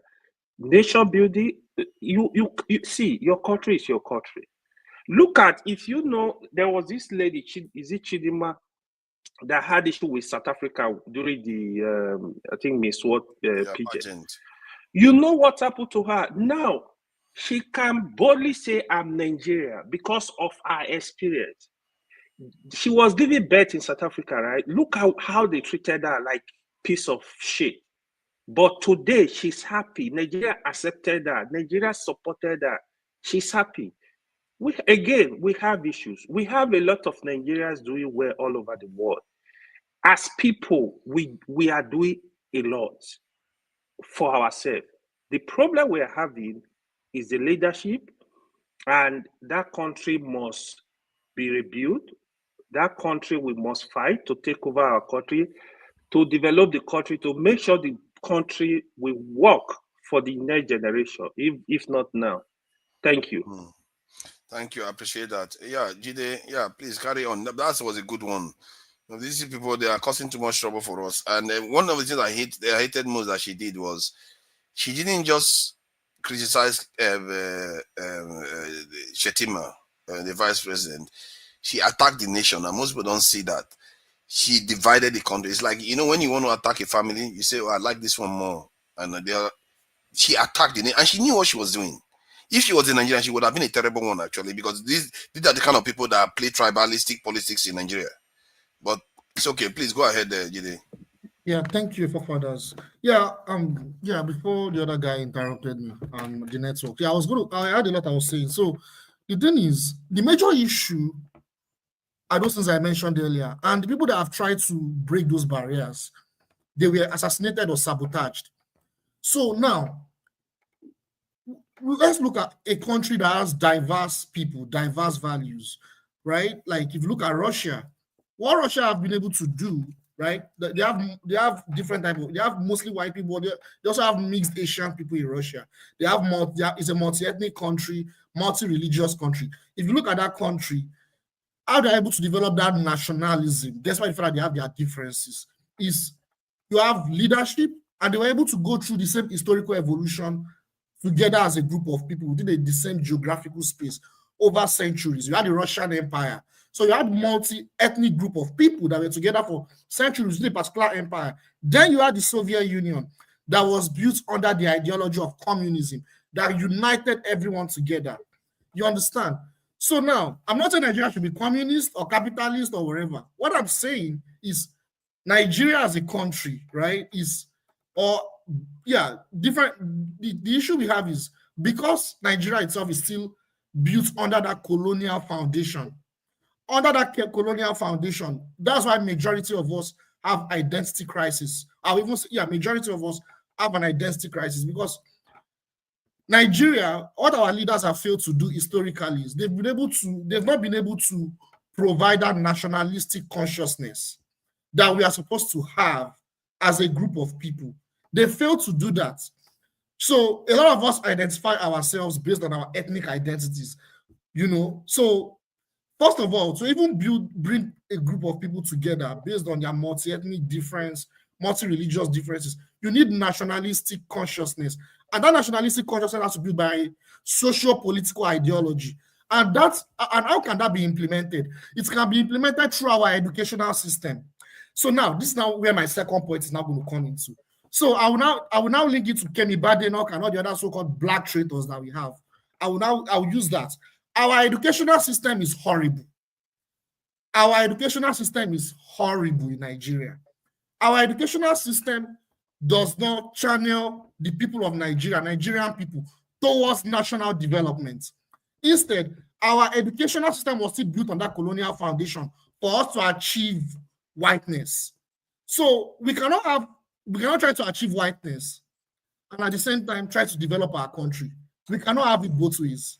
It's not possible. So the thing is, our educational system has to change. There has to be a revolution within our educational space. So for someone like Kemi Badenoch is just a manifestation of everything I've said. Number one, she has an identity crisis. That's why she can say she's Yoruba. She cannot claim to be African first because there is no African political consciousness or African political identity that makes her share customs, values with another African. That's number one. Number two, the people of Nigeria, not everyone, but most of us tend to identify our heroes or our people, the people that we see as our heroes or successful people as people that integrate with the white system. Meanwhile, these same people, they serve as traitors. It's not just Nigerians. The same thing, even even the Black American community, to the same thing. Someone like Candace Owens. Candace Owens too, she's a traitor. You know, she may have some views that. But I'm not so sure Candace Owens passes as a traitor, but it's okay. She is. You know, I'm not so sure. This is how you identify a traitor. A traitor will always negate and condemn people of their own race or their own nationality. In public. But that's not what she does, though. That's why I don't think she qualifies. That's not what she does. I think sometimes you have tough talk about your people, but it's not necessarily like you're against. I actually saw her making a comment about what is happening within the Black community, and she was almost in tears. And some of these people, we misunderstand them because we look at it from the prism of the Democrats. So we have to be careful. Okay. You know. But what political ideology, what political affiliation does she align with? She's Republican. She's Republican. She's conservative, right wing. She's more conservative. Yeah, but Democrats are also diabolical to us, just as much as Republicans. Remember, Democrats were the ones Republicans, both of them. There are many. That's the thing. No, I'm not saying Democrats is better. What I'm saying is these people, we have a lot of Black American women that are revolutionaries. They are politically conscious, and they don't belong to any of those two parties. What about, you understand what I'm saying? The point I'm making is, I'm not saying Candace Owens does not have the views that favor, she condemned the genocide in Gaza. I don't want to digress. Let's continue. The point I'm making is, the educational system for African people and Black people has been our worst enemy.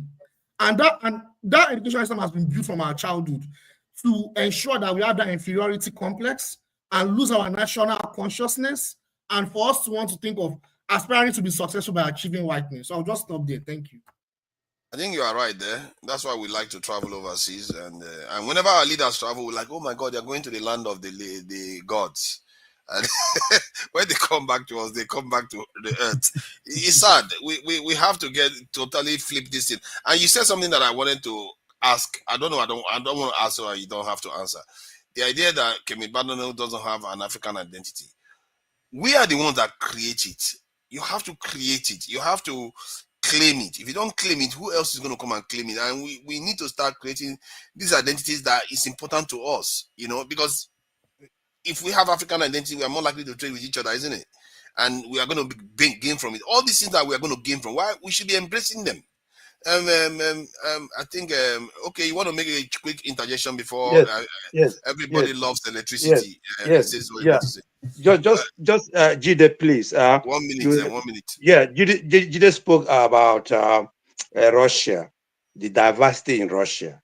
If you go and there's almost Russia has about 18 ethnic groups, but 81% are pure Russians. And that is why you get things moving in Russia.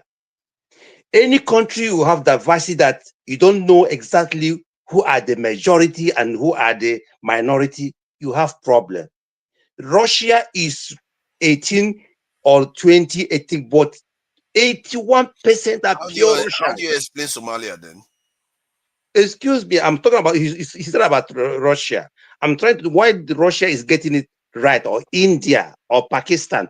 Go and look at their ethnicities. But and I'm also asking you now, why are you ignoring Somalia that has everything in common? They have everything in common. Yeah, the same language, the same religion, the same ethnic group, the same tribe, the same everything. They don't even have another tribe. They just have Somalia. No, because he was. I mean, he quoted Russia. I'm trying to tell you something about Russia. Oh. Russia has multi-ethnic groups. Yes, right? Yes. But so the idea of them being called Russians, just like Nigerians, right? The idea of them being called Russians, that's what I'm saying. It stems from centuries of historical evolution that they're able to develop as a civilization. Yeah, right? because 80% are pure one group. Out of that 80%, that's what I'm saying. You have the Tatars, you have different ethnic groups. You have the Tatars, I can go on and on. Like they have different ethnic groups. Just like in Nigeria, we forget that even in Italy recently, all these nations you see, nation states you see recently, they were different people. Even France, even different languages, different areas of France. It's a very good example. All these nations we're saying the same thing, but at least there's let's say now in India. India is also a multicultural society, but you have almost 80% or 60% of one ethnic group. That's why they dominate everything. That's why you see them moving forward. It's not like that. It's not like that. It's just Hindu that is common. The rest they have. Yes, it's just Hindu. You mentioned Pakistan. Pakistan is not doing well, number one, and also they have something in common: Islam.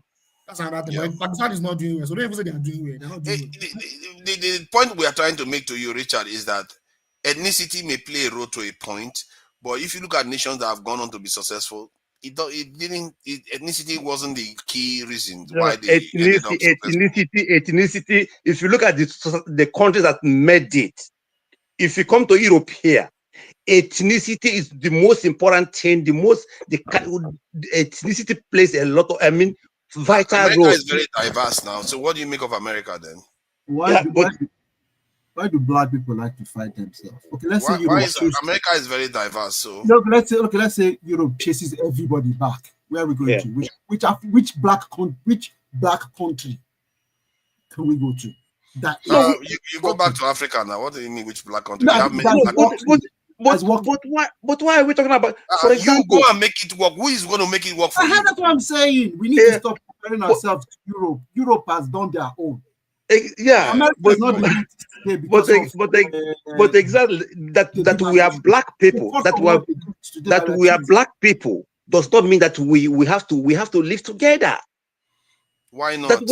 That we're black people. Richard Okpara, Opera is even in the southeast. You have people that want to divide themselves. Everywhere. So where does it end? Even in families, they fight each other to the death. Sooner or later, you have to say enough is enough. We have to work for the collective good. No. Excuse me. So sometimes there conflict. When conflict is a bit remote, you can solve it.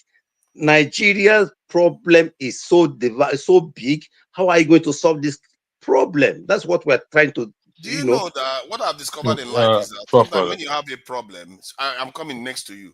So that when you have a problem, it seems like that problem is insurmountable. But the moment you solve that problem, the opportunities that lies beyond that is just infinite.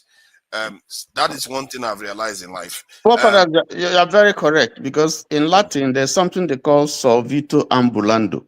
And what it Oh, translates to in English is that as you begin to solve a problem, you begin to get to the answer. thank you.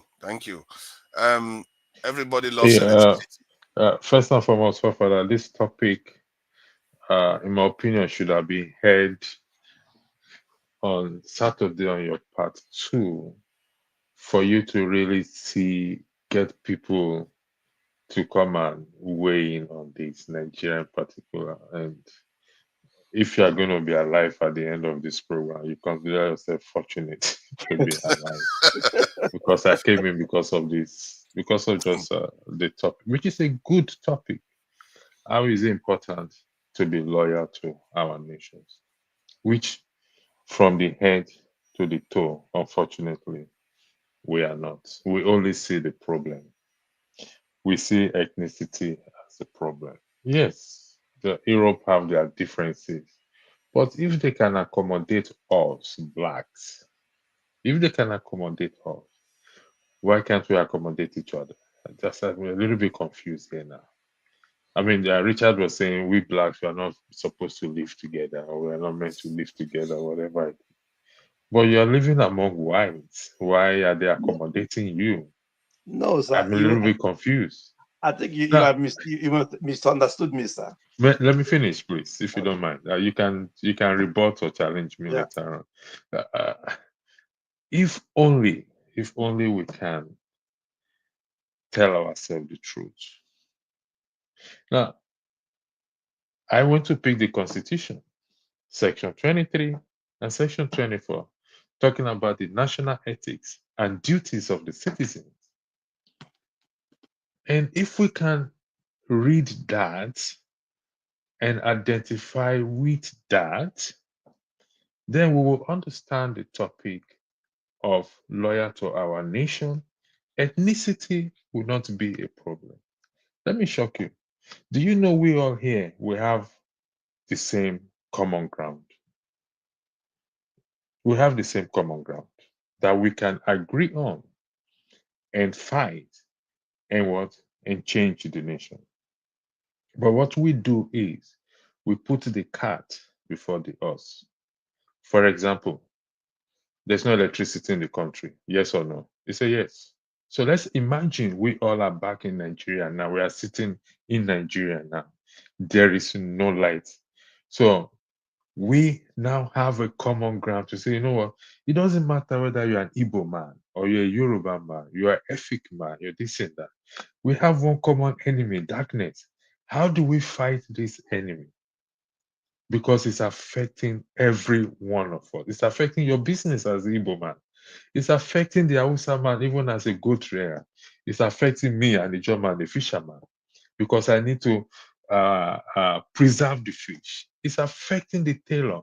But you see, we don't recognize what affects every one of us. Even the stampede, let's remove spirituality out of it, is born out of hunger, which every one of us are facing. We fail to recognize that. All we go about is our ethnicity, our tribe. Does hunger know ethnicity and tribe? Does good or bad road knows ethnicity or tribe? No. If you want to board a plane today in Nigeria, do you go ask the captain which ethnicity is from? You don't. You just pray, oh God, let this plane carry me from point A to point B. It's high time we start to. When I talk about the Constitution, people comes here argue, oh, the Constitution is our problem. The Constitution is our problem. There is no perfect Constitution in this life. None. It's reviewed every time. When something happens, it gets reviewed. They amend it. Citizens get involved. You see, the problem, yes, I'm not saying our leaders are good. They are terrible. Some of them, they are from the pit of hell. But you know what? They still came out of us because we, like I think yesterday or 2 days ago, Adama was saying that if they put some of us in position of leadership in Nigeria, we'll be more terrible than Tinubu, and I agree with that 100%. We're more terrible than wicked. Because we are here now, we are in the diaspora. Why are we sitting down here? Is it not because of electricity? It's not because of the internet. Oh. Forget about the internet. It's because as I am talking, I can charge my laptop and stay here for the next 5 hours. There is electricity, which we all should key in and start to preach. This issue of, okay, where is the IPOB that was declared November something? Where are they today? Film trick is gone into wherever it is. They've scammed people. They've declared the declaration of Biafra. Where is it today? Where is the Yoruba nation? Oduduwa nation? We are here saying Kemi Badenoch. Listen, Kemi Badenoch has made a name for herself. She's likely to be the next. In fact, people on this platform will know I address her as my sweetheart. She has made a name for herself. She most likely will be the next British Prime Minister if all things go well. And if she becomes the British Prime Minister, she's likely to declare the Yoruba nation or be in support of it. So we are here lamenting Kemi Badenoch is not the nationalistic, it's not this and that, it's not this and this. Come on, gentlemen. Let's outgrow this. Focus on the topic, please, respectfully. How important? Because that's why I say, Fofada, this topic should have been heard on your part too. You will see the terribleness of Nigerians that will come out. Who are you to say we should be loyal to our nation? Who are you to say they'll be loyal to this and that? They will hit you raw. And these are the same people that want change for the nation. So if I am not, I'm not saying Nigeria is good, please. Let's get this clear. We have terrible problem. But at the same time, the solution also is at our fingertips. Let's see what we can do, what binds us together, what makes us one. What makes us one? And key in on that. The injustice makes us one.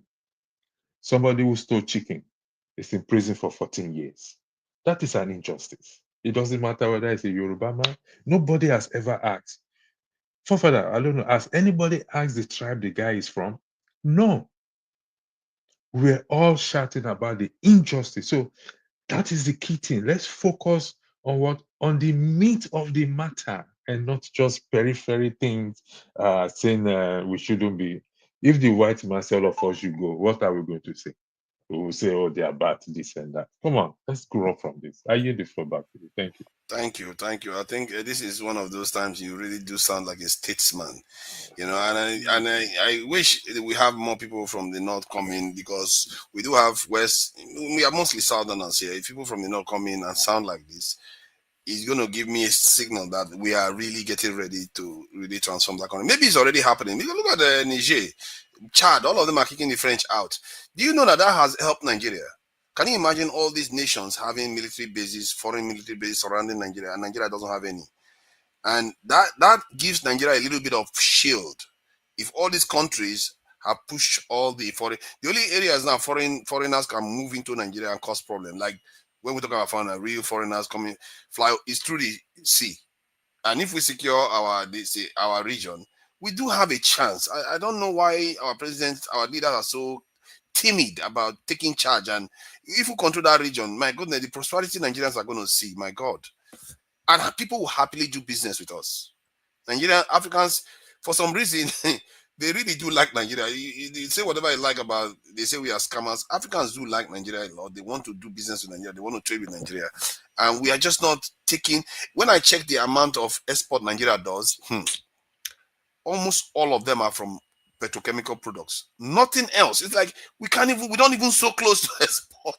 We don't sell anything. Sandals, towel, even towel, we don't sell anything. Only petrochemicals. What are we doing in that country? Let me allow Sentica say his piece, and then we'll round up and seal this one up for the day. Janaba is coming now. All these enemies of progress, when they hear that there is progress about to happen in Nigeria, they come in and try to bring it down. It's all right. Janaba, you're welcome. Sentica, please go ahead. Yo, what's the topic? Is this still the same? No, it's the same about loyalty to the country. Man, I. Oh no, you've already spoken. Okay, let's set you aside. Yeah, Let's set you aside. You've already spoken, and let's bring in the Oga. And you see, I mentioned that there's no northerner. He decided to come in. I really appreciate your jumping in, even if you are not a northerner. you are middle belt or Benue. But thank you for joining us. What do you make of this conversation about loyalty to the country? It's quite a serious question. I like the way the seriousness or gravity that everybody loves electricity spoke about it. So what do you make of it? Welcome. Thank you once again, forefathers and the fellow panelists. I think we love our country. The reality is that Nigerian, despite and every other African country, the influence of the West in order to hold us undeveloped because they use us for their own. It's a modern slavery, but then we just have to have a common goal in terms of a leader that we take us of this mess. We need a very decisive leader that will not be a puppet to the West and give birth to new ideology that we make us competitive in 21st century. The damage, we all know, we can't take it away, but how long will we become a nation with all these resources, or a continent as Africa that we have all it takes? How long will it take before we are able to become our own free people in our land? In 21st century, I think our forefathers will not imagine us being in this situation by now. They would think with all that is available to us that we could have break through the obstacle and establish our own way of life. But when we have people like Tony that we hold us and use religions to tame us, it's a long way to freedom. And we are, apart from any other thing, love electricity used to be a pastor too. And those are the things that have kept us. I think we cannot say other countries around the world don't have religion, but they know how to use religion. Our own, when we have headache, instead of taking medication for it, we pray, and we think that has worked. And it's a mess. And I hope people like Tony can let us go for once, so that we can go and develop our own way of life. Traditionally, Africans have all those things, but it's not in measure, which you have seen recently that they are using bitter leaf to make some certain medicine and have so many things that are transforming. I hope we can do that in our own century in a modern way, so we break the loose from this dependence in foreign products, which our is more original. All the conversations we've had this evening, I think the other one was about education, what we need to do, and then this one about this in loyalty. We discuss them as if like it's something nice for us to do. It's not just nice; it's essential. One way or the other, it has to happen if we are going to make it in this. If we even going to stand a chance of making it past this century, it has to happen. It's like can anybody project into the future for the next 100 years us not remaining like this? I think the world will leave us like this. Can you project into that future where they will just leave us to remain like this and they just do their own thing? What if one person decides that, you know what, I feel like I want to take that land? What happens? So in my mind, we don't have a choice. I'm a lazy man. I would rather just chill out. But when I see that, this chilling out is going to kill me, I don't want to die. I don't want my children not to have a future. I don't want to see our people perish. Your forefather in the So future. we don't have a choice. Forefather, in the future, the concept of nation state, the way it's organized right now, will not be there in the future that you're talking about, right? This nation state concept will no longer exist. You're gonna have like changing now, isn't you're gonna have like fragmented small nations. You're not gonna have this concept of nation state where there's a border and no one can come in and no one can go in. No, that concept will be gone. You know what I'm saying? 'Cause Is it not already going? It's already going to an extent. If you look at the European Union, most parts of the world, they don't see the border even. It's only us that see the border. Most parts of the world, they just get their passport, they travel. They go, wherever they want to go. Look at technology. Yeah, look at technology, for instance, right? How it's bridging the gap between people from, like you can speak with someone in Mongolia, right, on Facebook. Right now, imagine a technological advancement that would breach the gap, like in terms of like transportation, where you can travel from Nigeria to Europe in like 30 minutes, right? And you can just go in there and shop and come back, right? And can you imagine what the world will look like? This whole concept of like New World Order, right? People like look at it like it's some kind of diabolic concept. It's not diabolic. That's where humanity is going to go. We have to, you know what I mean? Because no, but you are making it sound as if it's a given. It's not a given. You could have a dystopian future where elites control everything, and these borders you're talking about. I disagree with that. I disagree with that. You know why? Because like even though what we look at on the surface level is this whole concept of this one elite is doing this, that like what I talked about yesterday, right? You say, we said stuff like Elon Musk is building rockets, but if you go to the facility, it's people from different backgrounds, different parts of the world. Seriously, you want to go back there again? It's human. Like we are.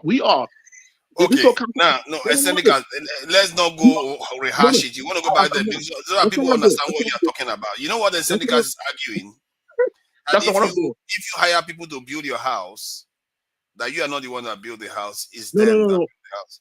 No, I'm saying like the concept of nation state, because like if like let's say, like for instance, Nigeria right now, in terms of technological advancement, we are behind. We like in the 40s.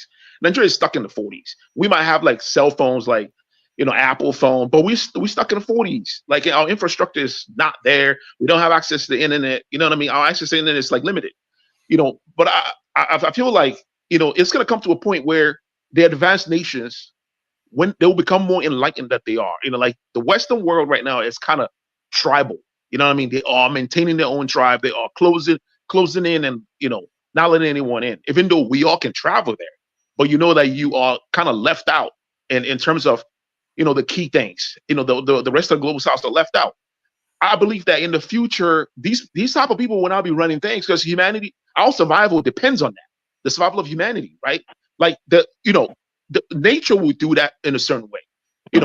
Like if you look at, for instance, hold on. You are talking about something completely outside the topic for one. It's not outside the topic. I'm saying there's a lot of assumptions there.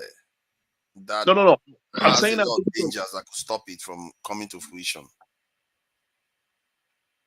That's the ideas you are espousing, like the people will have the power and there'll be a world kind of government situation. I believe that there's we are heading in that direction where there has to be a global system in place. Question is, are the people going to control it or are the elites? The elites have been controlling it forever. So what is the difference? Well, prior to industrialization, right? It was in a feudal system. The kings own everything, right? Technology came in and they own everything now. They own everything up to now. I don't know. We keep thinking that really changed. They changed that much. We've not changed that much. It has changed a little bit, man. I don't even want to. It has changed. It's not as it was before, where the kings and the kingmakers own everything, right? It is slightly Sure, now it is when the it owners comes of to, multinationals that own okay. everything. I need to do that numbers. I need to do the numbers because when I heard in Sweden that top 1% owns more than 90% of the wealth of that country, No, that's true. That don't is doubt Sweden. That is considered socialist. That is Sweden. So that and I need to find out how we used to be before, where we used to have kings, because you have chiefs. Those chiefs own things. You know, a Don't lot want of people to own things in those days. So I don't know the division of wealth in societies before, but it will be good to check from what is happening before compared to what is happening now. But yeah, so like the issue of Nigeria, like when it comes to corruption, right? Everyone, all of us, we all could agree the way things are going, corruption will not change. You know what I mean? It's the order of the day. You know, it's not going to magically, if you elect the best guy today in the system called democracy, where you ruled only 4 years or 8 years, everything he did, you know, in that 8 years will be undone by, you know, when the elites take over. They will come in and undo all that stuff and get back to to how it was prior to the changes, right? So I believe that, you know, we might not even be able to change the system. It might be inherent in like how humans. Let me ask you a question, though. Let me ask you a question because you're painting a picture. So let's say we don't change anything. Security forces are the same. Our politicians remain corrupt. You said something about remaining in the 40s. If we remain like that for the next 10, 20, 30, 40, 50, 60, 100 years, what are the prospects? What if you want to project? What are the prospects for us within this period? Within this period, yeah. Well, if we remain as we are now, Nigeria is a very it's an nascent state, right? It's a young nation compared to America. America's been around since the 1800s, right? In the 50 years, I believe that technology, right? This is the thing, you know, there's this duality that exists, right? You know, we want to do something, and there's something in our mind. You know what I'm saying? I feel like there's a part of our brain that's going somewhere, regardless of what we want to do. Like if you look at technological advancement, right? It's progressing more than we are actually progressing in our in the way we do things, right? That's why, you know, it feels like we are slaves to our cell phones, right? This technological advancement could push humanity where we have to be at, because the survival of our species and the survival of the planet depends on that. So it's like, so I'm not talking about the planet. I'm talking about Nigerians and black people. About Nigeria. It's like remain like that. It will get to a point where Nigeria won't even have an option but to get to the. You are not answering the question. No, I wanted you to answer the question the way I asked it. I said, if we remain like this, as backwards as we are now, and like you actually ascribe it to be sometime in the 40s or somewhere in the 40s. If we remain as we are and we are not progressing and the world is developing, what is your prognosis, if you want to look at it? What's our future going to look like in the next 10, 20, 30, 50, 100 years? Here's what the future is going to look like. Nigeria will not exist. Lagos State will be an underwater city. Not just Lagos State. Most of the states, even in the East, you know, we look at it like, you know, it's not in non-disaster zones because we don't experience natural disaster. But with the issue of climate change, Nigeria will be affected. You know what I mean? If you look at the predictions, Nigeria will be heavily affected. Lagos State will be an underwater city, period. If you properties in Lagos in the 2050 onwards, is that all? Do you think that's all the penalties you have to pay? That's a huge penalty, dude. That's a huge penalty. Because if that's all, then that's fine. So let's say I will put the question from the top down so that everybody gets a chance to. Tony, where do you stand on this? If we remain as we are right now, what is our prospects in the world for the next 10, 20, 30, 40, 50, 60, 100 years? That's a double-barrel question. Well, first of all, let me just say that I'm not going to dignify John Abbas' comment, particularly his name calling. That would be infra-dig for me, so I will just neglect that. Now, straight to your question. That would be a disaster. I don't think that Nigeria is going to remain the way it is, for that length of time. No, I don't think so. I think in the life of every nation, there comes a time when if change doesn't come by naturally, it will be forced to come. So, and if you look at the trajectory of a lot of countries, what is happening in Nigeria is not just peculiar to Nigeria. I have a feeling that we'll get to a place where we will all come to realize that this path that we are going is not one that will lead us anywhere. And so something will happen. I don't know what. But I guess that until that we get to that place, that stage, it will look as if something is not happening. But I can bet you that this is not going to remain, forever, because there will be a total breakdown of law and order if it continues the way it is now. So this law and order is a breakdown amongst the people, so within the country itself. So the outcomes then, where would you see the outcome? Do you think Nigeria will be fixed, or we're just gonna bumble like this? Yes, you're asking me to make and a program. also there is also the other aspects of the geopolitical weather that is going on. If you take that into account, where are we going to be? Tony, so we depend, most of our revenue depends on oil. If humanity move away from fossil fuel, where are we going to be making revenues from? Okay. You know what I'm saying? That's the first thing. Okay. Let me. Fossil fuel. If it goes, we still have other hydrocarbon deposits that we can use. But apart from that, Nigeria is richly endowed. We have solid minerals. We also have now, if you talk in terms of knowledge, intellectual capacity, those are things that capital. We have that capital, scattered all over the world. Those are assets, that you cannot quantify. But what I'm saying is that anything can happen. If you look at countries whose problems were ethnic in character, Yugoslavia, Czechoslovakia, you know the history, you know what happened to them. If you look at countries where it's injustice, America had problems between North and South, and somehow they resolved it. If you look at even Russia, when you had the Mensheviks and the Bolsheviks, and you had the Russian Revolution, and it resolved itself. So in the history of every nation, there's any country. What I know is that any system of oppression, that you find in a country, history has always told us that they don't last long; they crumble.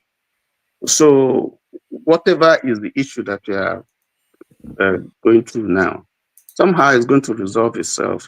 Now, what is going to be, I don't know. Whether we're going to have a disintegration, I don't know. Whether it's going to, I don't know the direction, but definitely my view is that it will not remain the same way it is now. That's my submission.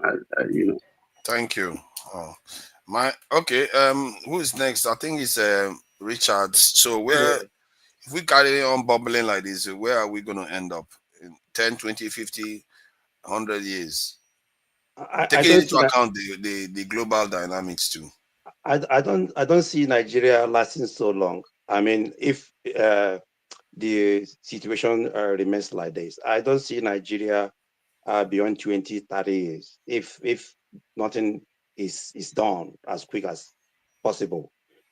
Because so what do you think will happen? There must be. I've said it before. We have to sit down and discuss the unity and way forward. No, that is your suggestion. But what do you think will happen? That's my opinion. But yeah, what will happen if you don't do those things then? Yeah, that's what I'm saying. That people take laws into their hands, and and which we don't pray for. look, we have to be honest with ourselves. Even Russia we're talking about today, Russia is a federation. You have republics in Russia. They have their own president. They have their own parliament. Just like in the UK where you live. Look, let me tell us, Scotland, Scottish pounds is different from English pounds. Scottish pounds is different, but it's in one UK. Scottish has that 100%. I've lived in Scotland, in Stirling. I've lived in Stirling. Scottish pounds has nothing to do with queen, king or queen. It has nothing to do with royal pounds. I've lived there for 3 months when my company sent me there in Scotland. But they say it's not different too. It's different. It's different. Scottish pound are not different from UK pound. Scottish uses the same currency as the. No. As we speak, Google it now. As we speak. I just Googled it now. Yeah, it's the same. It could be the same. But what I'm saying, there's nothing like queen or king on that on the note, back note. Oh, maybe the denominations may be. Yes. Yeah. That the way they print it, maybe. The way they print it. There is nothing like queen or king or anything. No, even King Charles is not on the back notes now, but it's in the same UK. If Nigeria can come to this, that kind of system where every geopolitical zone can govern themselves, but Nigeria remains one. But we go to our geopolitical zone is governing itself right now, don't you? Like the governors have immunity. Do you know that? No. Excuse me. Now we have what I'm saying. You have 5 governors in Southeast. That's what I'm not. But they are governing. That's why they form what is it? Ohiago? I've forgotten. I don't know. Forfara, you're talking another team, please. They are organized now as a group. What I'm trying to say is that let Nigeria go the way UK is, where you have wealth, where you have. The UK is so draconian. Do you know the UK is more draconian than Nigeria to the other parts of the country? Yeah, that's what I'm saying. That's what I'm saying. It's more dictatorial to the regions than Nigeria is. But excuse me, but Scottish manage their own affairs, right? No, the same they don't. Thing Actually, they don't. Their resources goes to the center. But oil resources go to the center. The center decide to give them their share. That's how it works in the UK. But they have their own parliament, right? And their own police, everything. The states have their own parliament. Yeah. So, okay. But what I'm trying to say, because Nigeria cannot continue this way we are going to, whether you can conduct election in 2027, 2031, no. The whole thing is, the whole thing is just not working. We have to come down from our horses and accept that this system is not working. And then let us discuss the system that can work for us. If we want to go back to regional, fine. If we want to go to 6 geopolitical zone, fine. But having these governors, 5 states in the Southeast, who are just doing nothing but looting, and other governors, what they do, nobody knows what they do. Collect money from Abuja and then leave. Go to Niger Delta and see the devastation of one unitary system. So we have.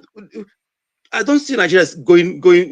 I mean, beyond 20 years, if something is not rapidly done.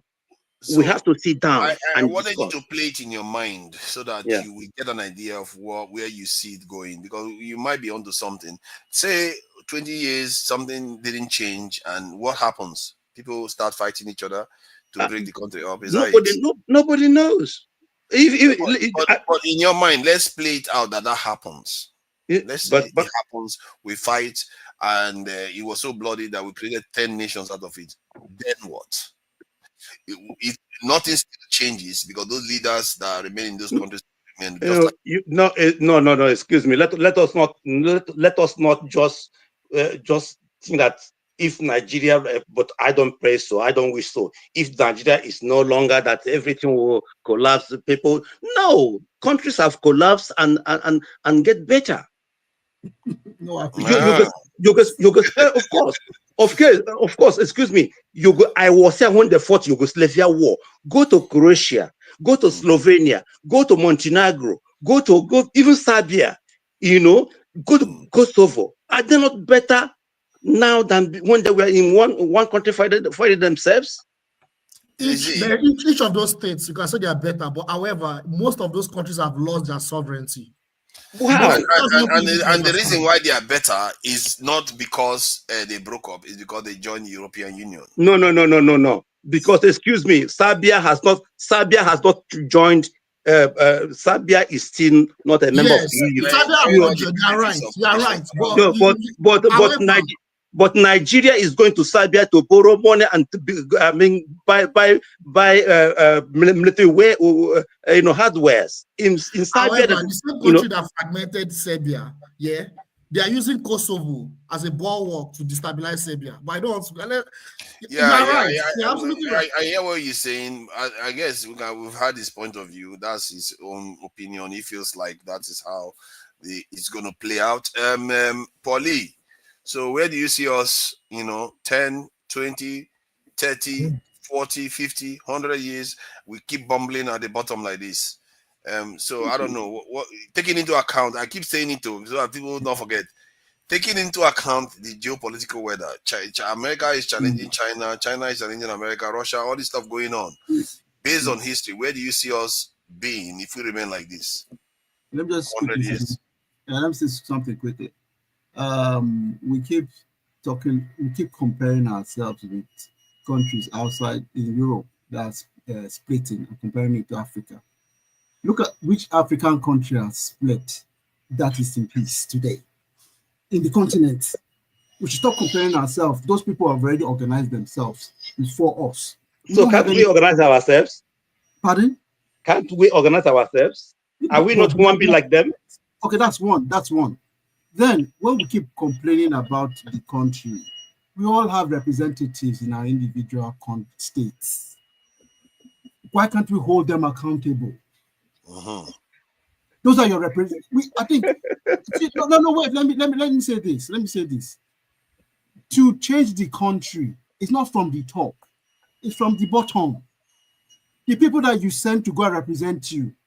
Who sent them? Who sent them? Nobody sent them. Wait now. Yes, you did not send them, but somebody elected them, or they forced themselves on you. Okay, fine. They come every 4 years. At least they should give you clear terms of what they have gone to do for you. If they do not do, they don't do. You come as a people and force them out. If you need to beat them, you beat them. No, come on. Yes, no. I'm not. That's what I'm saying. Is that so much to ask? Personally, I don't see that. I'm not talking. You have to fight for your people. And you have local government chairmen, you have governors, you have senate, and none of them, you don't hold them accountable. All of you are chasing Tinubu. None of us can get to Tinubu because of the security. The people you can get to is your local government chairman. You can't even go. Allocation that was. You can't even go. You can't even go close to your local chairman. At least you know the touts that hang around him. At least when the election has stopped. You want to take law into your hands then. Yes, before you know, it's not the law you want to take into your hands. You are the law to an extent. It's not the same law you have to change it. If you feel like the law is not favoring your people and the people are suffering, all those people that are suffering, they have to find a way to organize themselves. That's what. Yeah, go ahead. Sorry, Mr. Richard. You just said that if we don't change, something's going to happen, which is not see the same violence we are going down. So why don't you start holding those people accountable? You're a representative. You send them there to do the job for you. And if they can't do it for you, you deal with them first. They are the ones that should speak for you. That's why you are elected. That's why they are there. As a people, we have said, you are the one we have selected to go and represent us. This is what we want you to do for us. If you do not do it for us, whether it's a local government chairman, there's an expectation of him. Whether it's the councillor, there's an expectation of him. If he doesn't meet it, you deal with him accordingly. If the people if he has touts around him, you wait. There are times when those touts, election will cool down. Those touts will be around. By the time you catch them, you deal with them. Yes, it's not the same people you say want to go and deal with the president. want to deal with Nigeria. It's not still the same fight. So why don't you start from the beginning? If you can't deal with them, if it's when you can't once those representatives, you have dealt with them. Anybody that is coming after them, we know that these people, if I go there, I have to represent them. Thank you. So that one is by. So, but you have not given us a prognosis of where we are going to be. We keep highlighting the problems when we ask questions. We want where we are going to be, not tell us the problems. So what will happen? If Nigeria continues down this route without getting, God blesses us with some good, better elites to govern us, we are going to continue being what everybody wants us to be. Extraction for resource. That's all we're going to be. Both human, mineral, whatever. That's what they want us to be. That's our position in the state of affairs of the whole world. That's what we are. Anytime that's why they are giving us higher skilled immigrants, whatever statuses, everywhere in the world, to get the best of the best out of everybody, the whole continent. By the time they extract all of you, the best of the best, and they leave sycophants for you to rule over you, and those ones are compromised, then they tell them, those compromised idiots, what to do. So by the time they've extracted human beings, they extract the minerals, they extract everything, what will we become? We will just become a wasteland. So they will get better leaders. There's nothing we can do. All this money to unite explanation, it's not going to get better until we get better leaders. So your prognosis that we are going to be a wasteland, they are going to use us for resources, human and natural resources. Compare Nigeria 30 years to today. It's not getting worse. Yes, that's for the next 100 years. They are going to do that. When growing up, Nigerians were not trying to japa. No Nigerian. By the time how many people traveled and came back? But at the moment, the way we are, given any opportunity, somebody be a banker or somebody be working in an oil company, we sell off everything and say, no, I'm traveling out to do what? Thank you. So let's go to Jide. So the question remains, I don't know, you got the question now. Yeah. Okay, perfect. Yeah, let me start quickly. So I was going to say that I was going to reply to some things forefathers and the central discussed. It's very interesting. It's a very interesting topic. Technological advancements and its influence in its impacts in development. So I think you guys are looking at the positive side, but there's also the negative side, right? It's like the negative side is that it has impacted how humans have evolved. The way technologies have been advancing, how we interact with each other, social relationships, even our psychology and so many things like that, So there are many positive impacts of technological advancements, but at the same time, people have even said that the more we have access to technology, the more we are getting less happy, the more it's affecting our brain circuits. I don't want to go into that realm. But what I'm just saying is that we have most countries that have liberated themselves from Western imperialism, like China. If you look at the way they've technologically advanced, some people even make a case that they've technologically even advanced more than even the West. And because the kind of technology you have as a country or as a region, it also influences the kind of power that you have, right? So it has its good side, it has its bad side. I'll give an example. If you look at Russia after the revolution, or before the revolution, how does this affect our prognosis? Okay, let me go to the point. I don't want to digress. Okay. So the point is, the way Nigeria is right now, the way Nigeria has evolved, if Nigeria keeps evolving like this, where we are a weak state, we don't have any sovereignty, we lack technological assets or innovation and stuff like that. The people are not living they're not living well. There's poor quality of life and everything. There's high level of poverty. All the negative things that we know about Nigeria. Nigeria, first of all, would eventually go into anarchy. But before it gets into anarchy for the next 50 to 100 years, what happens is before a country gets into anarchy, what you have is the state becomes repressive. And we're already seeing that right now. The Nigerian state is getting more and more repressive.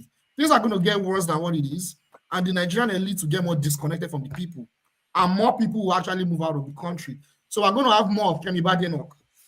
So in the West, you have more people that are integrating into the system, but they're not going to serve our interests. So you have more people that will actually integrate into the system that will look like us, but they also implement policies against us over the years. Because what we have is, you have more people emigrating to the West, more people of color, but you also have that the white race, the population growth is also declining. So what you have is there's going to be more mixing, and more people that are going to get to a position of power will be from Africa, from Nigeria, from Africa, from India, all those third world countries. But they will also implement policies against the country of their origin or their family origin, which is what we are seeing now. Barack Obama, right? Rishi Sunak, right? Potentially Kemi Badenoch. So it's going to continue. That's number one. Number two, for the next 50 to 100 years, what will happen if things continue like this? We are currently under a genocide. So what we call genocide, right, is a loose term. We are currently under cultural genocide. We've lost our culture. We've lost our spiritual culture. Even our cultural interaction, we've lost it completely. So the next form of genocide is going to be the human genocide, which is, so there'll be anarchy. And when there's anarchy, what will happen is the country will become stateless. There'll be warlords. Warlords controlling different areas. Sectarianism. That's where we are going. What is going in Nigeria now? Is it not genocide? What is going in the plateau? We have cultural genocide going on. Yeah, right. It's like cultural genocide is going on. In fact, it's even completed. Because if you go to Nigeria right now, you cannot claim that you are Ifa. They will stigmatize you. They will say you are a devil. So cultural genocide is complete. You can't go to the north and be critical of Prophet Muhammad. They will kill the person. We are more Arab and more European. So that's done. So the next 50 to 100 years, there will be human genocide. People fighting each other, killing each other from time to time. Sectarianism, warlords. You're already having that in Somalia right now. And someone was talking about climate change. That person must be I really agree with that thing. We're also going to have human catastrophe is going to happen. But at the same time, you're also going to have a situation whereby there will also be widespread what are you calling it? Climate change catastrophe, flooding, a lot of issues. At the same time, when all these things is happening, the imperialists will continue taking our resources.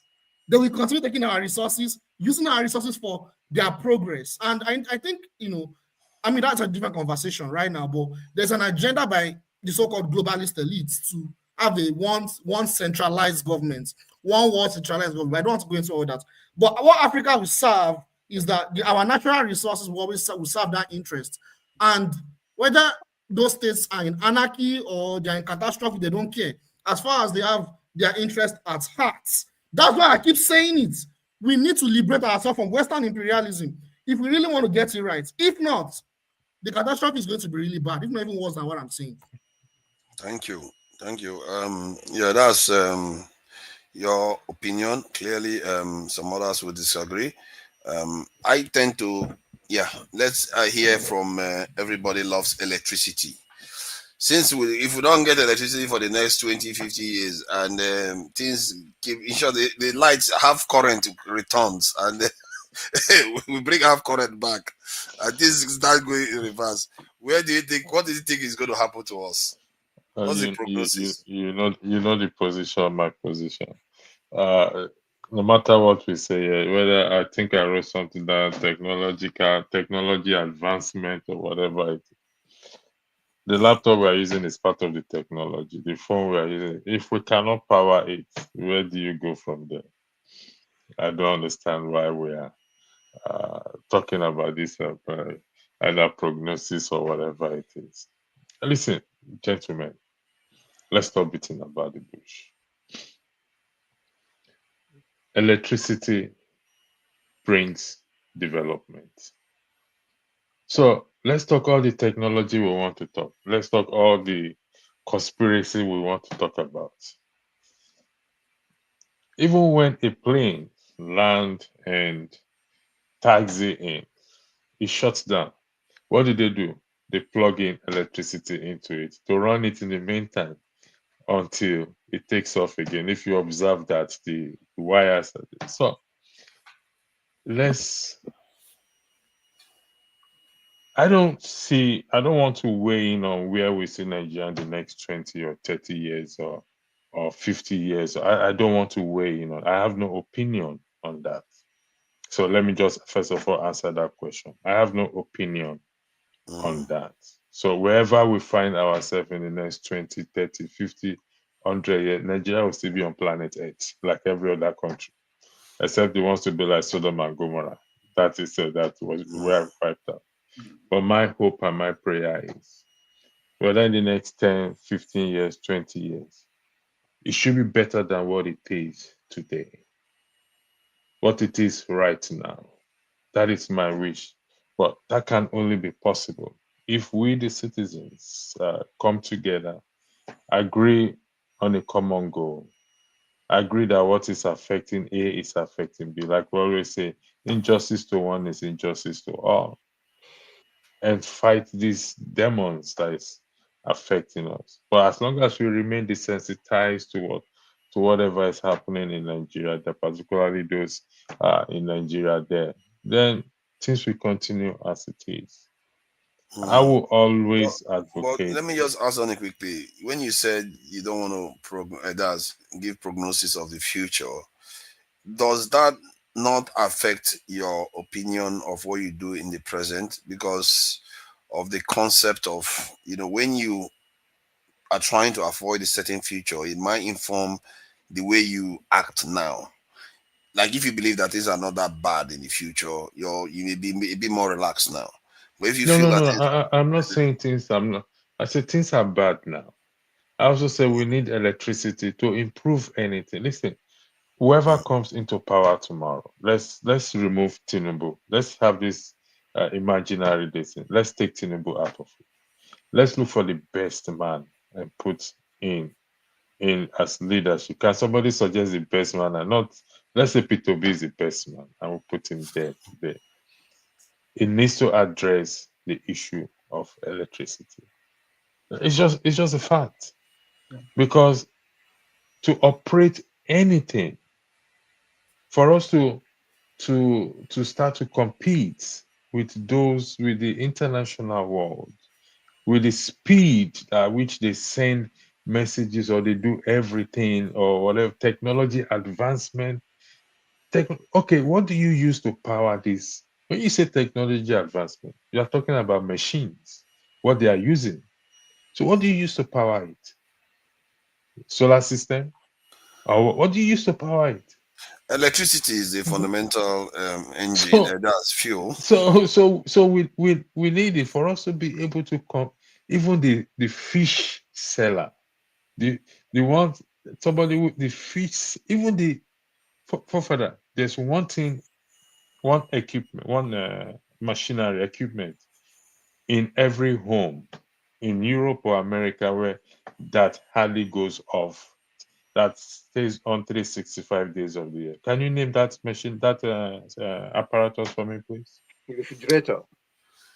I think it's probably the, I don't know, maybe the meter or something. I don't know. Refrigerator. No, refrigerator. I see. Thank you, sir. It's a refrigerator. But the meter too doesn't go off. If the meter doesn't go off, no. The meter doesn't consume for further. The meter doesn't consume. Okay. It's not a perpetual except motion you want machine. to clean it or you are traveling for a long period of time, you turn it off. That thing stays 365 days of the year. And what made that thing possible is electricity. Correct. So I am just telling you, I'm not dismissing other concerns. Don't get me wrong. But I'm saying for us to start to get things right, we need to fix our power sector, which is electricity, which will boost security. Take for another example, Nigerians women, African women. Okay, let me focus on Nigeria. Women in Nigeria barely can drive at night for so many reasons. But when they come to Europe, after a while, they start to drive. They can drive any time of the day in the night. Because why? There is electricity, there is security. Electricity solves 50% of insecurity, if not more than 50%. So this is what we don't understand. The simple metrics is right in front of us, and we're going to Kafashan or we're going to the moon to say we're going to find it. I don't get us. We all have Electricity, a common. I think we already know that, right? So we're talking about the Okay. prognosis of the future. If we keep going where we're going, that's the topic. We know that I electricity mean, is important. I've said my own, so He you said, don't have yeah, to. yeah. I've He And said doesn't my want. own. I don't know why you He disagree doesn't want with to go mine. there. So I don't know why. he doesn't want to go there. He doesn't want to go there. That's fine. I don't. I think Should I Jonaba may repeat have what you something. want me to say? Should I repeat what you said? Would that make you okay? I don't understand. No. You deviated from the topic. That's you don't I'm got not anything. deviating. Yeah, you are. I've answered the question. I said I don't have opinion of 50, 20, 30 years. Did you hear that? We all know that electricity is important. Like everybody knows this. Okay, so what's your point? Like we need a new ID. We need contribution that's like new, something that's like different. You know what I mean? Like we need You can't electricity. Okay, I get what you're saying. He's saying that we know electricity already, but sometimes reinforcing something, There is no puts it listen, as a eccentric. priority too. Eccentric. Let me tell you this. I'm not doing back and forth here or disagreeing. Whatever new idea will fall from sky, go bring it from heaven. It's philosophy. Like this is philosophy Sunday. Can you like philosophize? It's philosophy Sunday. That is why I'm here. We are doing philosophy. So let's do the philosophy. Can we do the philosophy? Okay. Let's go to heaven. We talk about prognosis. Wait now, eccentric. Relax. No. Go ahead. I don't want to. Let's go to heaven and bring the best idea. Or let's go and meet Elon Musk and ask Elon Musk to give us the best idea to solve Nigerian problem. You come back to the same business. Thank you. Thank you. Let's let Jonaba contribute to this, and then maybe we'll just round up because we don't want it to go too long. Jonaba already went. Has he? No, has he given? No, he hasn't given a prognosis, has he? No. No, he hasn't. No, he hasn't. Yeah, please go ahead, Jonaba. You know the question now.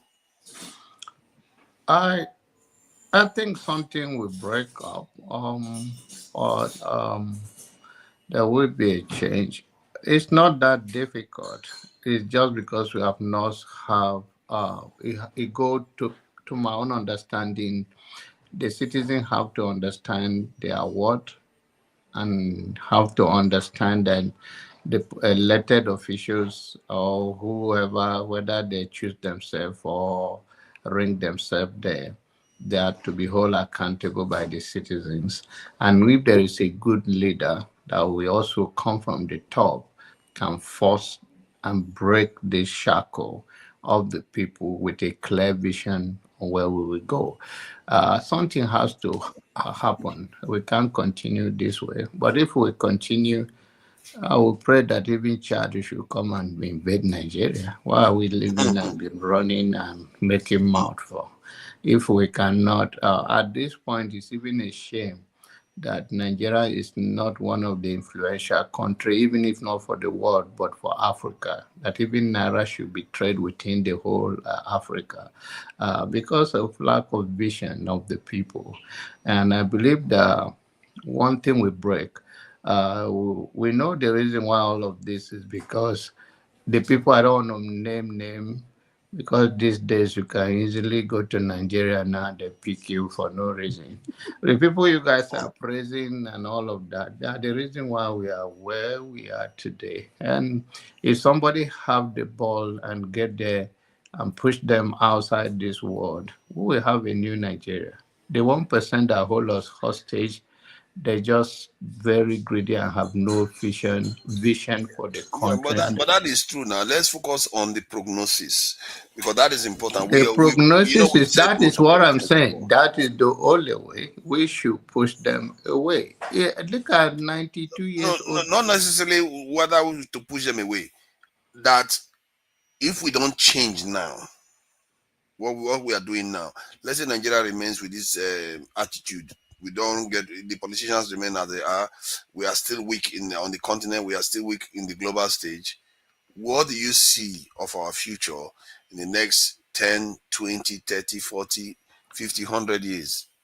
I think in the next few years you will see Nigerian youth in many other countries being joining their forces like Russia, China, and then we come back. and take Nigerian from the owners. I'm telling you that because very soon you see Nigerian youth, just you and I have opportunity to have this conversation based on what we can access, which is not available to many of them. The boldness you have and based on your basic human right is instilled in you mainly because of your Western influence. And I believe as many Nigerians travel abroad and get to know their basic human right, even while it is difficult to express themselves in Nigeria, there will be a level that they will break through and they will come back. Russia, any of the world that you see in Nigeria, they will come back and take the land from the Nigerian cabals, whatever you call them. In the next few years, you will see that happen. They will say, and that's one thing when they were talking about Trump will come and he will take deport people. Do you think they deport me now, go to my village, and one local government chairman will live in that village, and they give them money, and I will sit down? No, he will, even when he know I come, he will come and pay homage. People in Nigeria will change by the foreign influence on us. And I'm not talking foreigners coming to change it though. We, the people, we will get to the level, join forces together and go in the next. It's not going to last. You're going to see how it happens. Okay, so I hear what you are saying about that. However, the thought experiment was about whether nothing changes. Let's say what you said doesn't happen.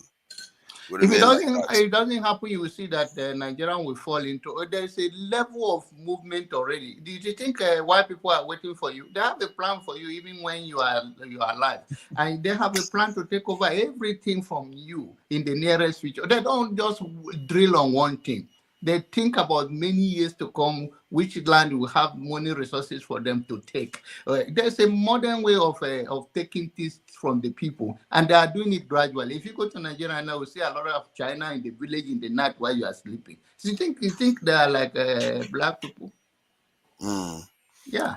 I hear what you're saying. You see, thank you for that. I think we are due to be closing soon, but if I'm to think about 100 years from now, I'm closer to where John Abba was, and then maybe Jide touched on that, because if I was then, and based on history, if you look at how the Indians in America lost their land, it didn't happen overnight. It happened gradually. They have a status quo, then it changes, then they take more. You have the status quo, then it changes, then they take more. And the same thing happened with even us on the continent. We had trade with them. They started taking people. They started taking a little bit of people. They started taking more people. They took a lot of more people. They took South Africa. They took other parts. And because of malaria, stopped them for such a long time. When they found cure for malaria, they took the rest of Africa. Father, here's a prediction right here. There's going to be, due to climate change, there'll be famine. If I can finish my own, then you can. Look this up. Let me just finish my own first. Now you broke this thing up. If I wanted to it matches your train of thought, right? Like there's going to be famine in Europe, and there's going to be mass migration from Europe. Who knows? They might be migrating down here. That is the thing. Now that is what I was getting at, because we don't necessarily know the trajectory of things in the next 100 years.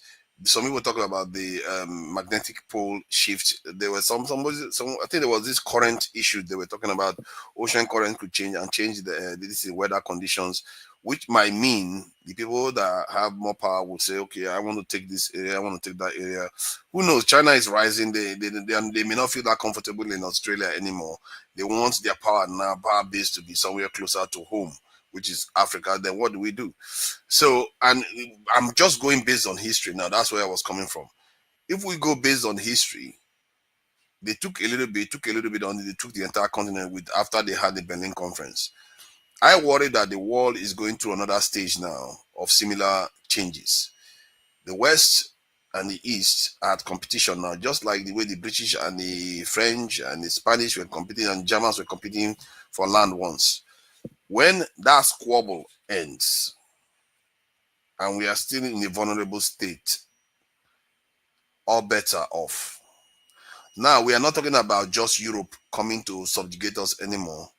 We are talking about billion upon billions upon billions of people, superpowers. if they sign their own kind of Berlin conference, if China decide that they're not going to compete with America anymore, and America says they're not going to compete with Russia anymore, who is going to save us? Can we save ourselves then? Can we truly say we can save ourselves then? Even if it's 0.0% chance of this happening, you want to risk all our 1.45 billion population on that? That is what gives me sleepless nights, because it's happened before. And sooner or later, this quarrel will end. The solution, for me, the solution is you break out of the control. You have to break out of their control. Just like the Chinese broke out of the control. That's why they are not vulnerable to them anymore. The Russians broke out of the control. They are not vulnerable. Pardon? So how do we break out of the control? That's the I'm not sure who is asking the question. Actually, I don't know. Me, Paul. Oh yeah, because you went down a bit. How you break out of the control is change your security posture. That is what Lee Kuan Yew did. Lee Kuan Yew, he knew the country was very strong. He was afraid of everybody around him. All the big nations, Japan almost killed them once. He was due to be executed by the Japanese during the Second World War. So when he came into office, he was like, this one that we even are in a smaller country because they kicked them out of Malaysia or one other country. So he decided to create a policy of the poison shrimp policy. In other words, we are going to be so strong that if you try to mess with us, you too will suffer. I think for that statement, for that point, I think I disagree, but I would like to finish. I'll explain what happened there. So he came up with that policy, and if you look at Mao Zedong, the same thing. He knew that if they remained without nuclear technology, they are done for. There's no point going for economic growth. So he went straight after the Second World War, after that period, went straight for nuclear technology. Even if their country was in famine, they were living on rations. Nigeria, I don't think we've ever even lived on rations. They were living on rations in their country, and yet they pursued their nuclear technology to break out of the control of the West. The West was training to nuke them. And this threat, it was not ordinary, because they just used it in Hiroshima and Nagasaki. So it wasn't an empty threat. And yet, with all that threat, they still marched forward. They didn't care. Man, I love how you mentioned ready for that. I love how you mentioned Mao Zedong, and then you just like went ahead. Like you didn't even talk about like the political system that he implemented, which was a socialism. No, there's no point of in mentioning that, because that's not the pertinent aspect of their control. Now, socialism didn't mean that they took control of their country. That's how they separated from the West. I don't like distracting people. Socialism, there are countries that practice socialism in Africa. Did they break out of control? They didn't break out. I'm talking about the relevant aspect that you are talking about, socialist system. It doesn't matter what it is. By not practicing the system, if economy I think what Eccentric Gas is saying is that the revolution Mao was able to implement that was successful was built under an ideology. It didn't just, it's not like Peter Obi, right? He had an ideology, and that ideology was let's not worry too much about ideology. And we all know that every system needs their own ideology. But the fundamentals is what that ideology gave them. But the nuclear weapon, hold on now, the nuclear weapon in China doesn't have socialism written on it compared to the one in the US. It's nuclear weapon. So that's what we are talking about. We're not talking about ideologies here. The fundamental aspect is that through that ideology that they had, which is true, they could have chosen any other direction like many African leaders did. They chose that before economic progress, we have to have security progress first. They went headlong into that. As a matter of fact, that's exactly what Stalin did too. Because they were so scared of this Western Europe controlling them. Because they just came out of the control of the Tsars, the serfdom and everything. In fact, he had a vision that would happen. Yeah. That was why he did that. You see, before the Germans came to attack. That fear. And this is why I ask everybody loves electricity. That if you don't have any projection of the future, does that not inform your behavior today? Because Stalin and Mao Zedong and maybe someone like Lee Kuan Yew, they had a vision of terrible outcomes for themselves, hence why they built what they built, and look at the country today. So, and that kind of vision, that worries me, because if we are complacent, what happened in the past will happen again. It's already beginning to happen. Sooner or later, Trump will be like, I'm tired of this tariff war with China. I'm tired of this. In short, he's already tired of all this hatred of Russia, actually. So now he wants to make peace with Russia. Trump will do that. China is the one that's remaining. If they shake hands with China, if Africans don't start crying that day, I would know that our mumu wear trouser. But the problem is that because the trouble we are going to be facing then is going to be almost insurmountable. We can't win it. But the problem with Africa now is that we're all agitating for separation everywhere. Everybody wants to go their own way. How do you want to negotiate? We are going to pay the price now.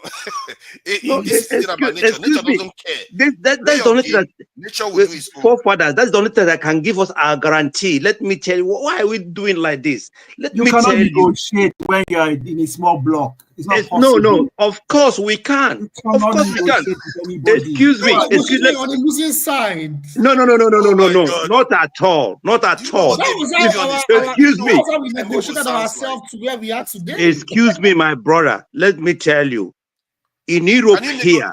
Richard, let me ask you. Can you negotiate with a country that has 1.5 billion in population? Can you? Which what? 50 million that you got? What are you going to tell them? Even today, Nigeria cannot negotiate with China.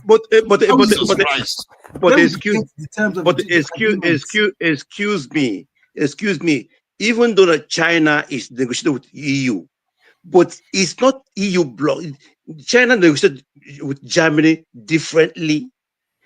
China negotiated with even. We're talking about Germany. We're talking about Nigeria. There are two different. No, excuse me. You are telling me why that if we separate, it will be difficult for China to negotiate with us. No. They will tell you what you should do and you will listen. China doesn't. When it comes to the big issues, when it comes to the big issues, China cannot talk to Germany independent of European Union. NATO, of course. No, of course, it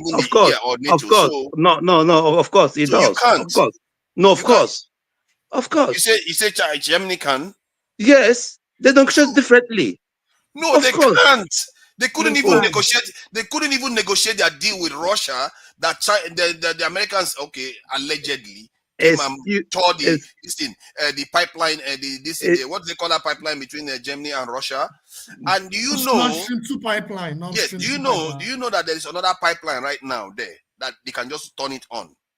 Why do you think they cannot turn it on? Germany doesn't want to end the scarcity of energy and the cost of energy. No, they are not going to turn it on because America doesn't want it to be turned on. How America doesn't want to? It's already turned on. There's a bigger game going on. There's a bigger game. Excuse me, it's already turned off. Let me tell you. China negotiates with EU as a bloc, but China also negotiates with each country here differently. Yes, but on lower level. But when it comes to the higher level, no. They are not going ahead. If EU says no, that nation cannot go ahead. You know that? Like when they told them that you should not use Huawei technology, they didn't use it anymore. They agreed, and that was it. They didn't use Huawei technology in sensitive equipment anymore. Yeah, am I wrong? That is not very long ago. You are not. You are right there. But what I'm trying to say, because my brother is talking about going our separate ways. Mm-hmm. But today, here we go again. You guys are turning this into Biafra. Okay. No. I have not done it. To be fair, you are trying to do that all the time. I don't know why we are so fixated on this. You know, where every time it's like going your separate ways. You forget there is a storm coming. I keep saying it. If you keep pretending as if the storm is not coming, that thing you are fighting for, you are not going to get it. What is the point? What are you fighting for? They will come and take it all, like they took it before already. The frightening part about it is that we're agitating and going to meet the people that is causing our problem. Excuse me. Exactly. But look, let me tell you, I'm not talking about secession here. I'm saying that we have to come together and make it work. There must be terms and conditions to make this country work. Yeah, but all of us cannot go on. The problem is that all of us, as like all individual Nigerians, cannot go and speak together. We have to have representatives that will speak for us. Those representatives are still the ones in charge. Polly, this is why I like what electricity said, because we act as if they don't do that already. Our people talk all the time. What do you think they are talking? All the problem is that the people that are talking, they are not talking for you. If you send another set of people go there, what makes you think they're going to represent you any different from the ones that are there now? For example, the people you voted on Labour today or yesterday, all of them have come to APC. No. So now you're talking about, okay, we have to deal with the election before we talk. You see, now the problem is moving. The problem is moving because you know that if you send all those people to go and talk, they will still come out with the same rules that you have now. The issue is that most of us, especially, let me speak for myself, we do most of our talking online. A lot of the people who will do the groundwork are those that lack understanding of what their rights are. They lack the education to know what they should be requiring of their representatives. If you don't educate these people, they would. Is it that they don't know their rights? Or have you seen? Have you looked at the queue? Let me add something to you though, because there are quite a lot of, we have how many 7% graduates in Nigeria. They're not totally ignorant. That's more than enough people to turn the country around if they wanted to. So, is it that they don't understand that their rights, or that they've calculated that the trouble that they have to go through to get their rights is too much? So let's just some Nigerians don't know what their rights are. Most of us just some don't, but many do though. Majority of us, we see. Let me tell you, you see, there's something about big man. When somebody calls himself a big man, have you seen when somebody comes from abroad and is driving a big car, the way everybody's prostrated or dogu, or it's a Nigerian thing. It doesn't mean those people don't know their rights. They gave it up. They get because they don't see, because they don't know how to fight for it. They don't believe they can get it. They don't believe they can get it. Yeah, that's the point. They've given up that it's not worth the trouble. Many of them are worried about their personal safety. Many of them are worried for their families, food, and all the rest. I'm trying to pretend as if you are not there, even if you're honorable.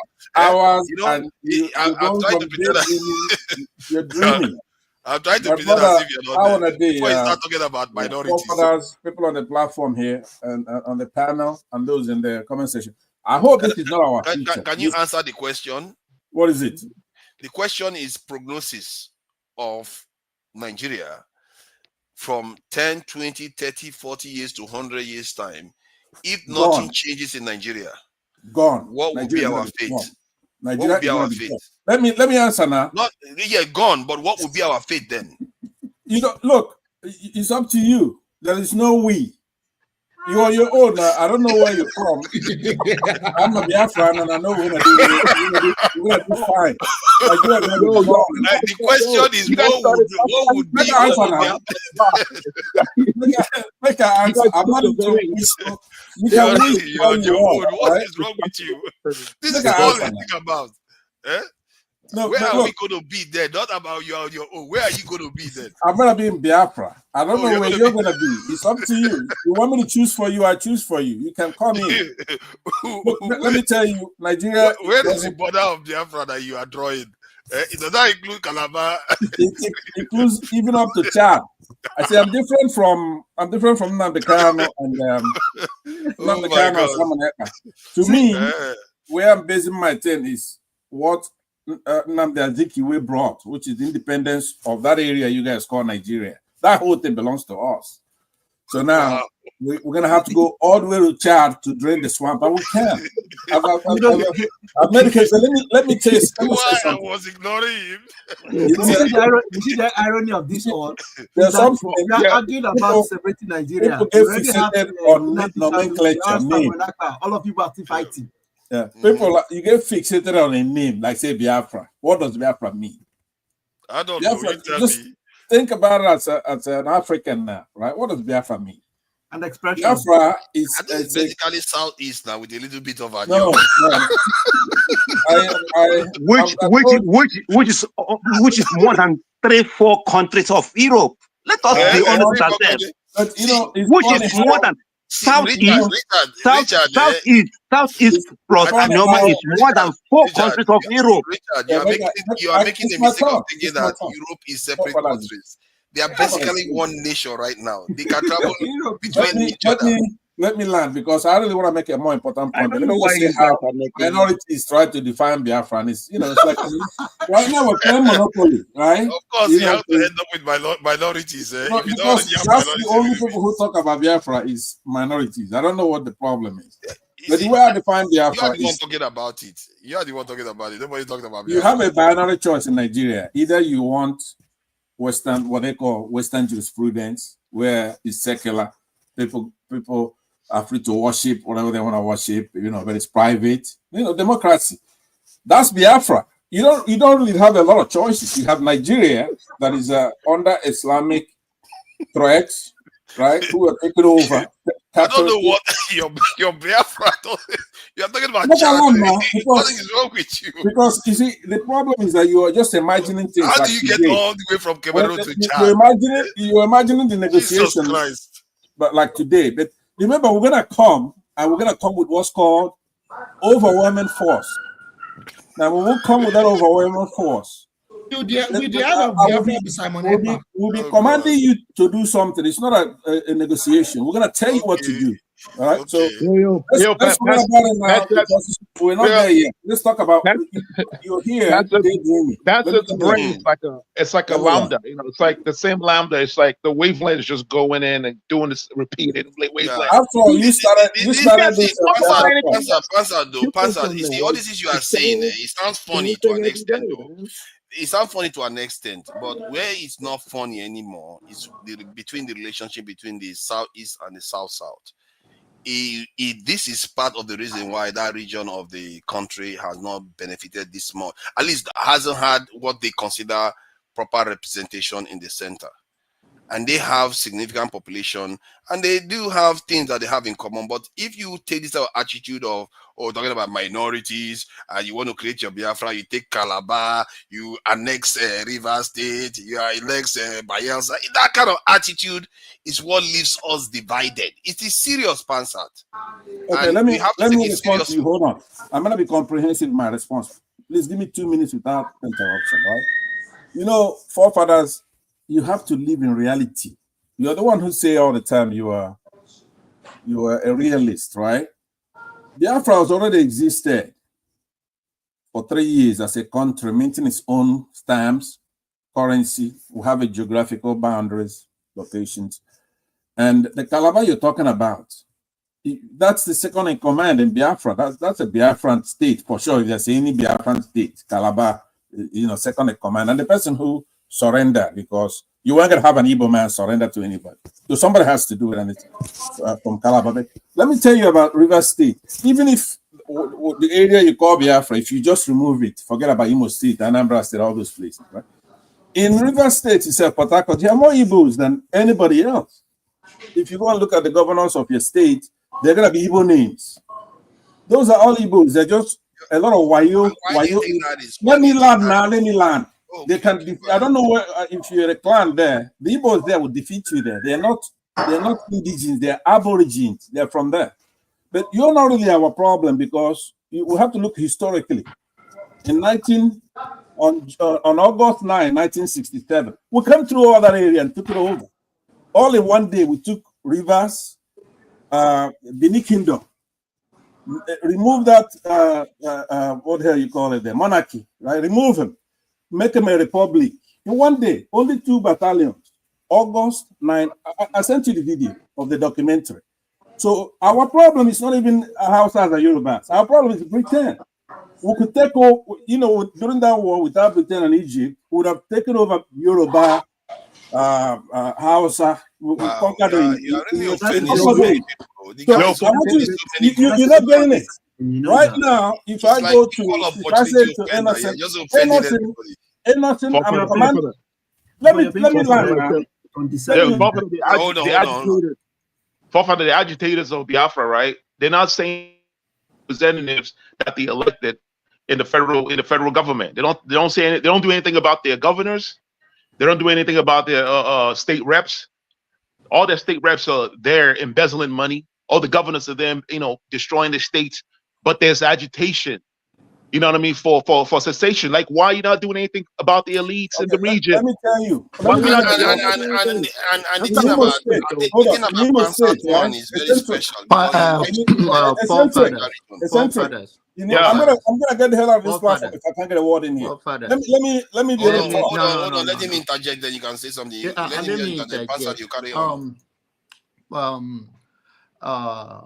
Pansat is one of the reasons why the East agitation is meaningless, because when you disrespect the existence of people around you and you bragging on evil you have done to them without their awareness, and you wear a cap here, and you think the world will live around what you are projecting in your dead dream, that you will come to reality. Take my time back.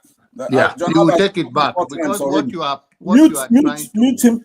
Janaba, you don't belong here. You know Janaba doesn't belong here, right? People are watching this. People watching this and they get something reasonable though. And no, he's not. He's an enemy of ours. And they get panic because you are now telling people in the Cross River now, if they are watching here, that one man sitting in his comfortable place in California and is talking that they will be taking over without understanding the consequences of your word, because your word and if you cannot come and demonizes people that are here. We are not all majority here, and whatever you call majority, I think this is quite serious. Actually, it's up to you. It's quite serious. Pansa, hold on. So you don't interrupt. Cannot come and be. I'm going to say something about this because this is quite serious. You're an asshole, forefathers. Pansa, hold on. This is quite serious. I remember you're not going to be out of here. Hold on now, Pansa. You can get out of here because you have nothing to offer than to stir up the fire that you cannot quench. And you cannot be today. Even when you come, forefather tolerate you. Rudolph know the consequences. Don't tolerate you that much. He will take it down because this rhetoric is dangerous, and you cannot come and put us all on the face. That's right. It's actually quite dangerous. Don't do that, Pansa. It's actually quite dangerous. You cannot be doing this. What I'm thinking about now, you know what I'm thinking about? I was thinking about when Agui Nwozi had to pass a law to prevent people from mocking the northern people that have just lost their leadership. Agui Nwozi had to pass a decree.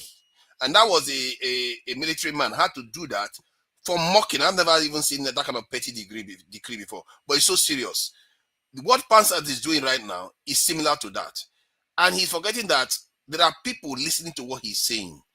And there are innocent people, Igbo people in some of those communities that he's talking about like this. This is exactly the same thing Badenoch did when she badman. I don't know why we don't think far. We just talk. We don't think far about the consequences of our words. I don't know. Maybe Lord Lugard is right. We don't have foresight.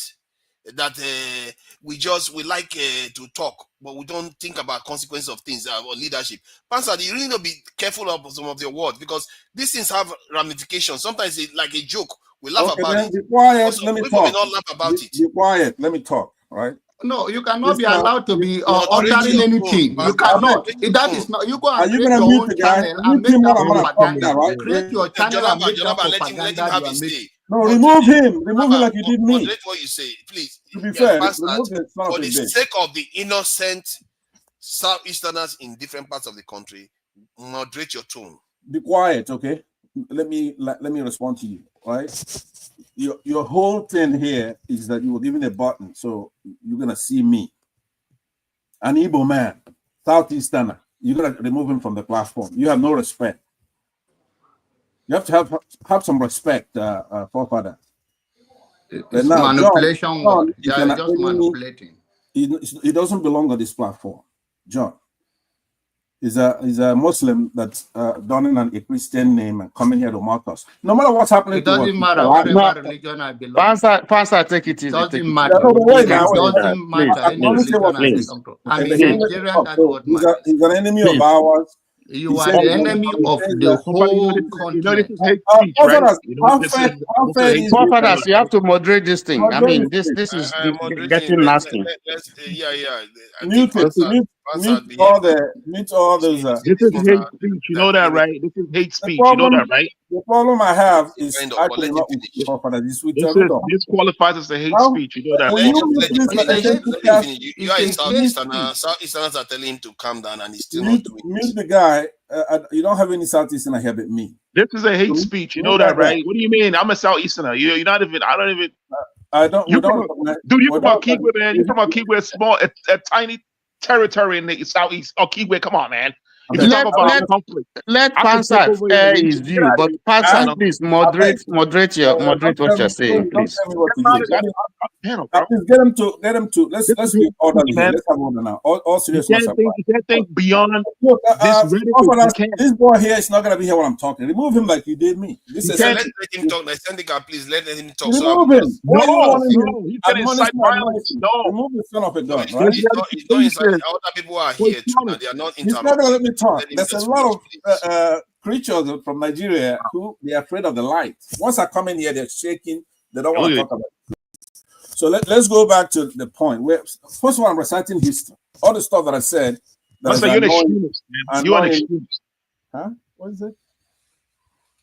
All right. So I wonder who's gonna invent something where you could punch somebody through this computer on the nose. You are an extremist, bro. You can't punch nobody. You're an extremist.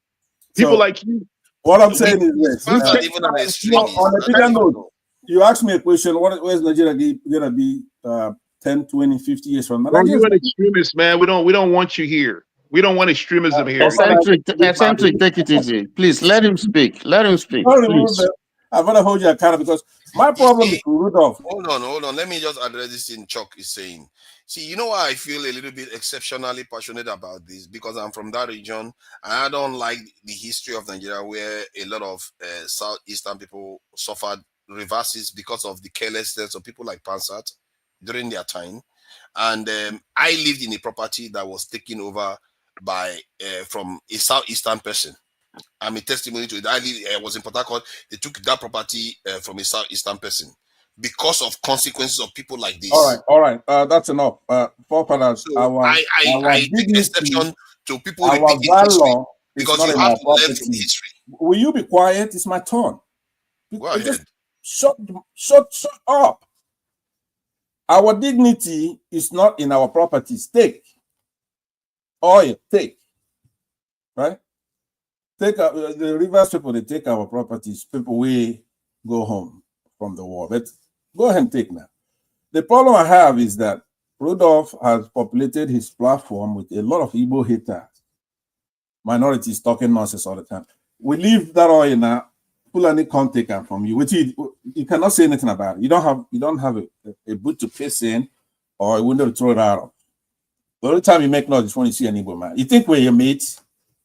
I've just reminded you one little history. Who are the biggest losers in that war? We came over there, we took you over, we conquered you. All of you. I don't care what you say. Right? And because they negotiated a deal of no victor, no vanquish, we let what's the purpose of this? The purpose of this is to remind you that we are fighting the Brits, not your punky asses here. We're going to take you over. Once we're not in a democratic setting, once we're not in a democratic setting, we're going to come in there. He has given us his prognosis. That's not a prognosis. He says they're going to split the nation from Nigeria to Chad Republic. He has anyway, let me tell you, you keep extolling the virtues of people like John.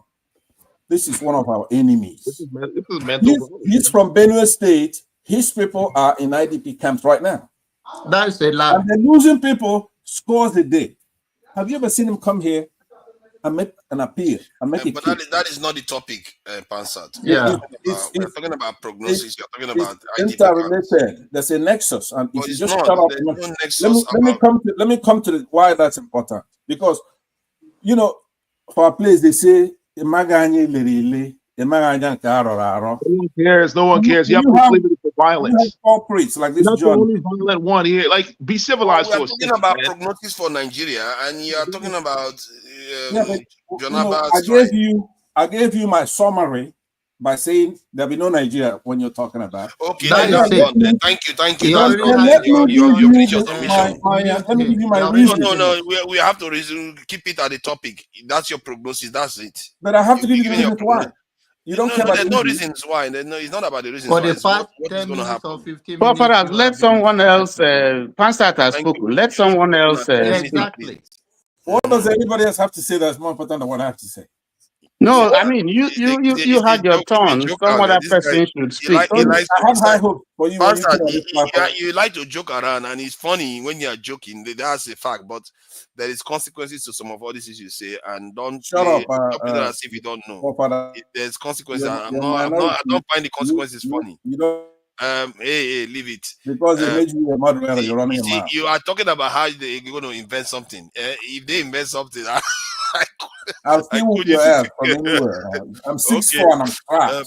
So how you gonna make it? You know we can't right? You're a short guy, maybe 4 foot and a half. I'm okay. Can we allow support diaspora voting to have a say? Yeah, go ahead. But come back to me quickly. I have something to say. That the reason why I'm here. It's not all this nonsense we're doing here. We are going to be rounding up. This is supposed to be Sunday. This guy is going to ruin it today. And it's festive season. We don't need this wahala from Pansat today. You are in trouble today with Pansat. All right. Good evening, everybody. Have a nice time wherever you are. Jonaba, thank you for joining us. I say, I talked to you again some time ago. Go to your people's platform. John, go to your paper. Thank you for don't worry. Thank you for holding Pastor's feet to the fire. You are fire the one trying to colonize it again. Don't mind him. He wants to take over all the way to Chad. I don't know what he wants to use. Him and what army? Support diaspora. This is have a nice good morning from here. Bye, my friends. Thank you for coming. Yeah, we're going to be running off soon anyway. Pastor, take your medication. But before you go, Richard Okpara, can you send a message to Nigerians? Anybody that wants to go, let us know so you can send a message to Nigerians and Black people and everybody all around the world. Do you have any message for everybody? Yeah, my message is Merry Christmas and Happy New Year to Nigerians, and let's just stand up and take what belongs to us, because I know that together we can do this. You know, together we can. Yeah. So support diaspora. We let him talk. What is this today? Together we can do this. You know, together, if we come together, we can chase those people out of office, because they have made our life so miserable. That's why I consider myself as Igbo man in exile. Bye from here. Thank you, Mr. Richard. So support diaspora. Thank you, Mr. Richard. Please, support diaspora. I'll do that. Yeah. Thank you. Yeah, you know, if they were cutting that video out for him now, you just interrupted it.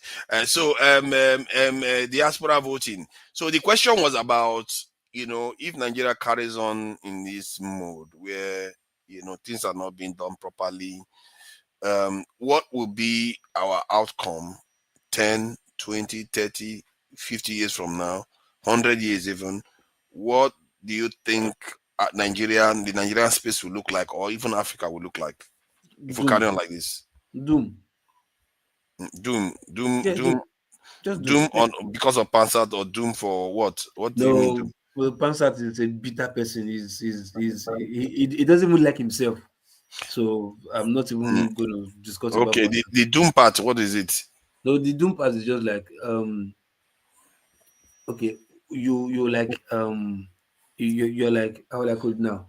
Like ships who don't have any direction in life. You understand? They can't fend for themselves. They can't think for themselves. The only thing they do is whatever is trending, everybody just follow the trend, and that's it. You understand? Not knowing, not thinking of what if this direction they are going to, something happens. What's the way forward? What's the alternative? Nothing. They don't have an alternative. They just put all their eggs in one basket, and they believe that's the way life's supposed to be. So, and if they continue like this, nobody's holding anybody accountable. One thing, usually just like what happened recently, Nigerian police is just coming telling you that anybody that insults government official, you arrest them. Like, I don't understand where part of this world that is coming from. So, but the people are just docile to like, oh, okay, now so we see them and they keep quiet. So they're just going with whatever is happening. You understand? And if we're not careful, we all be doomed, and we have no say. We'll just be like a zombie. You go here, we'll go here, sit down. In fact, don't eat, we don't eat because we've sold everything about us as human to our oppressors. You understand? That is why I mean what doom. You understand? So I get what you mean. Personally, doom is the word, and this African American. Every time he comes around talking about any of our topics, say doomed. We're all doomed. We all do. That's what he says all the time. So yes, I think we should be rounding up now, and I think we should be leaving messages for our fellow Nigerians in the week coming ahead. It's a festive week. And I think AY is not there, so we start with Tony. I don't know, man. I don't want to end with Pansat. I think Pansat, we should start this. No. Start with Pansat. We should start with Pansat. Yeah. We should start with Pansat. Imagine Pansat. Yes, please. I'll start it. I want to start it. I also want to end it. After I start, I'm going to wait around so I can end it. So now, so you're greedy asshole. You're greedy asshole. My brother, support my property. I don't know what you mean by making trouble with me. I'm on your side.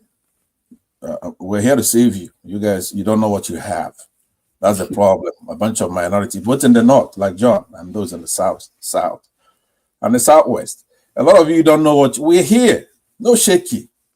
We're waiting for you. Once you get some sense, we're gonna save you. If you go and you plot a graph from when your people, the Igbos, and of course people from the southeastern region, when they were in charge, first of all, they got you independence from Britain without firing a shot. A lot of them went to Europe, America, and argued. A lot of them, like we're talking about. Sorry, Pansat. You have ruined the video now. If we wanted to cut it, let's say you say something very, very, great. We wanted to cut the video. We want to hear you talk about your wishes for Nigerians for this great week coming. So, festive season. We are closing out. So tell us. I understand. Even if I say a bad thing, it's better than the best thing you can ever say here. So I don't know why you're interrupting me. I'm giving hope. The hope I'm giving him is he looked around, he says doom. Remember when he said doom? See, the problem he has is that he doesn't know he doesn't appreciate what he has. There's something he's got there in that southeastern area, which is the only thing that scares these monsters from the who came from Futa Jalan and took over our country, effeminated the Hausas. They're on a rampage. They're going through your middle belt. You are still not. Hold on. I'm trying to give him hope. I'm going to give you 30 seconds. Yeah, if you don't change your tag, as helpless as you are. On the way, your mate is in the southeast doing giving for people. You are here talking about Kinigo. Come up my front, I beg you. Okay, so I'm giving you hope. But you guys, first of all, you caused the Civil War. You don't have any respect, right? When we went to Abuja, we negotiated a deal to have the country won. Your people say, no, you don't want to be under the Igbos. They're going to dominate you. And then you caused the war. So we're used to it. But what I'm saying, though, is that Ojuku's been there, made mistakes, like I'm saying. When we get in there, we're going to make you listen. You're very hard of hearing. You're disrespectful. This time around, we're going to make you listen.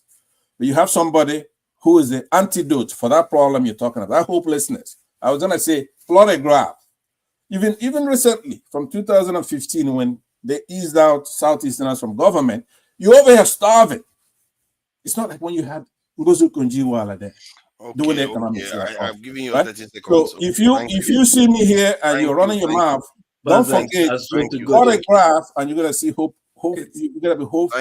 Thank you, Pansat. All right, Loco P. So, what do you wish for Nigerians for this festive season and the week coming ahead? Pastor, just begin. Come on, Pastor, go out of the stage now. Leave the rest on the stage. Just go out. All right. Good night, everybody. They can't talk. No, he doesn't have to leave. He has to leave. He has to leave. Make I listen to my brother. Tony, he can be here to listen to the music when we are closing out. So he can be on backstage. Jesus Christ. His mate is in South is doing giveaways. Here you're talking about nonsense here.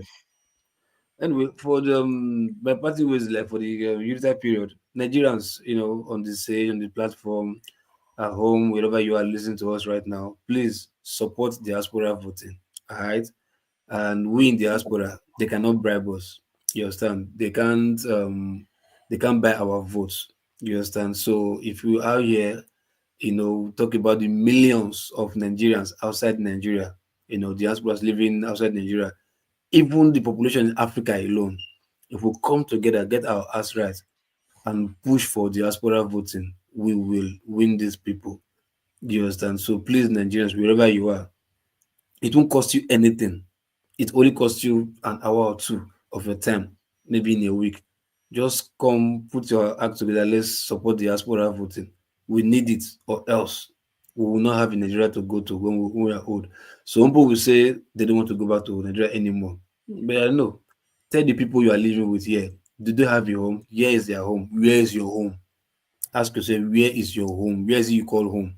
You can say anywhere I find home is home. I agree. Tell that to the white people. If anywhere they find home is home. So please support diaspora voting, and I wish you a very unitary season. See you soonest. Thank you. Oh, thank you for that. Thank you for that. I appreciate. And I'm sure others will appreciate. Eccentricals, please go ahead.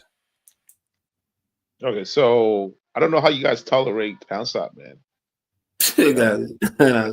Person on witchcraft. Witchcraft. It can be funny. When people are funny, you excuse them sometimes. I don't know if it's funny. It's kind of like psychosis, like, because he's always saying the same thing, I don't know. Something might be off, Anyways, you know how Nigeria is. Nigeria can be triggered easily. You know what I mean? Most of the rhetorics can cause problems back home.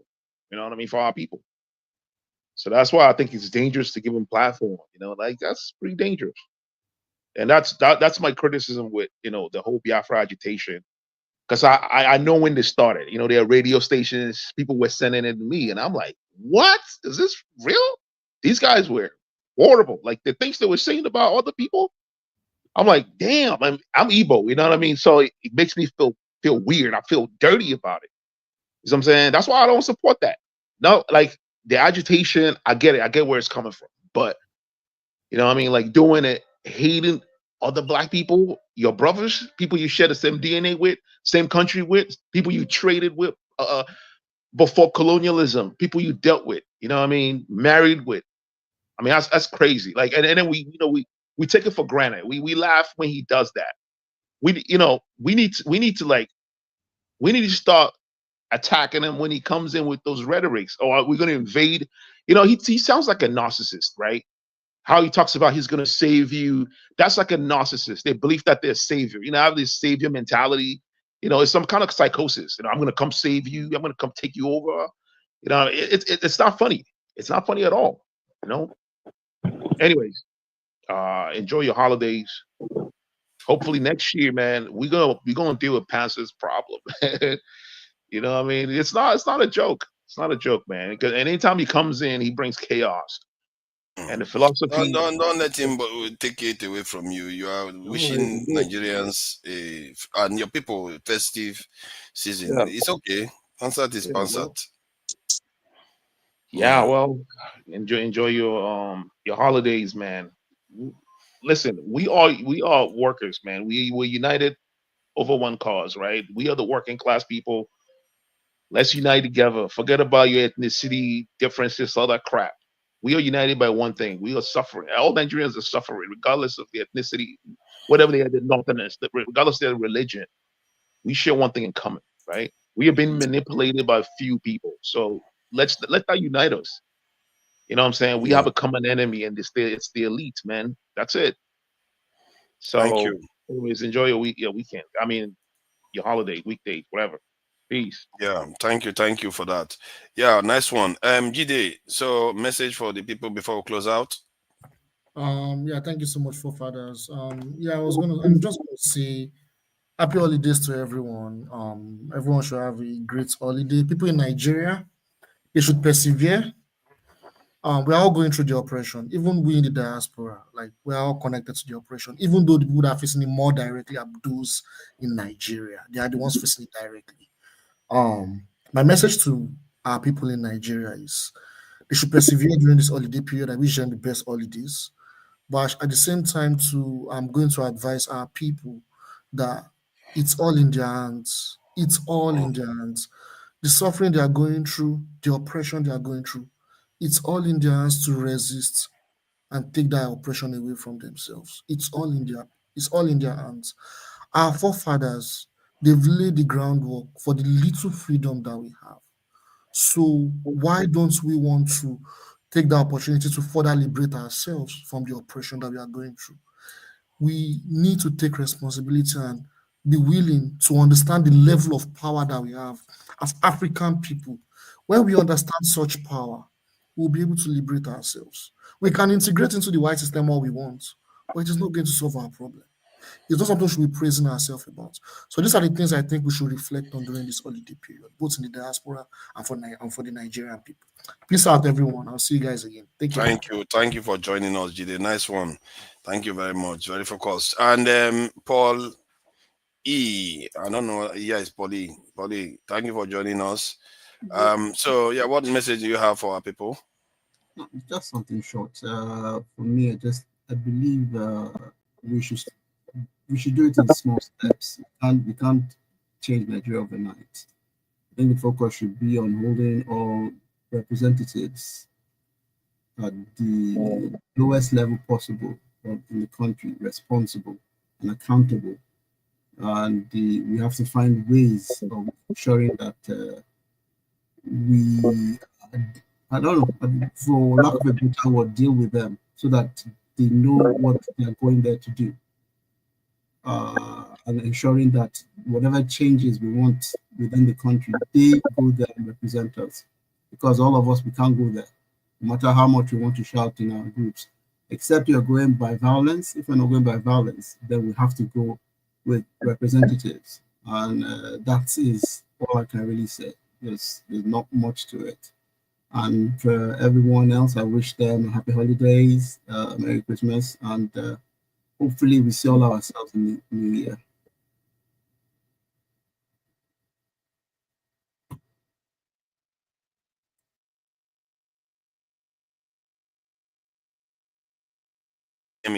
Sorry about that.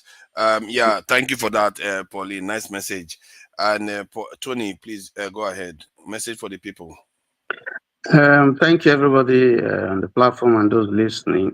I'll start first by a quote from a 19th century philosopher, French philosopher. And yeah, thank you for that, Pauline. Nice message. And Tony, please go ahead. I think yes. You're this in your. Thank you, everybody on the platform and those listening. I'll start first. Okay, sorry for that. I will start first by a quote by. Sorry for that. I will start first by. Where is this echo coming from? A quote by.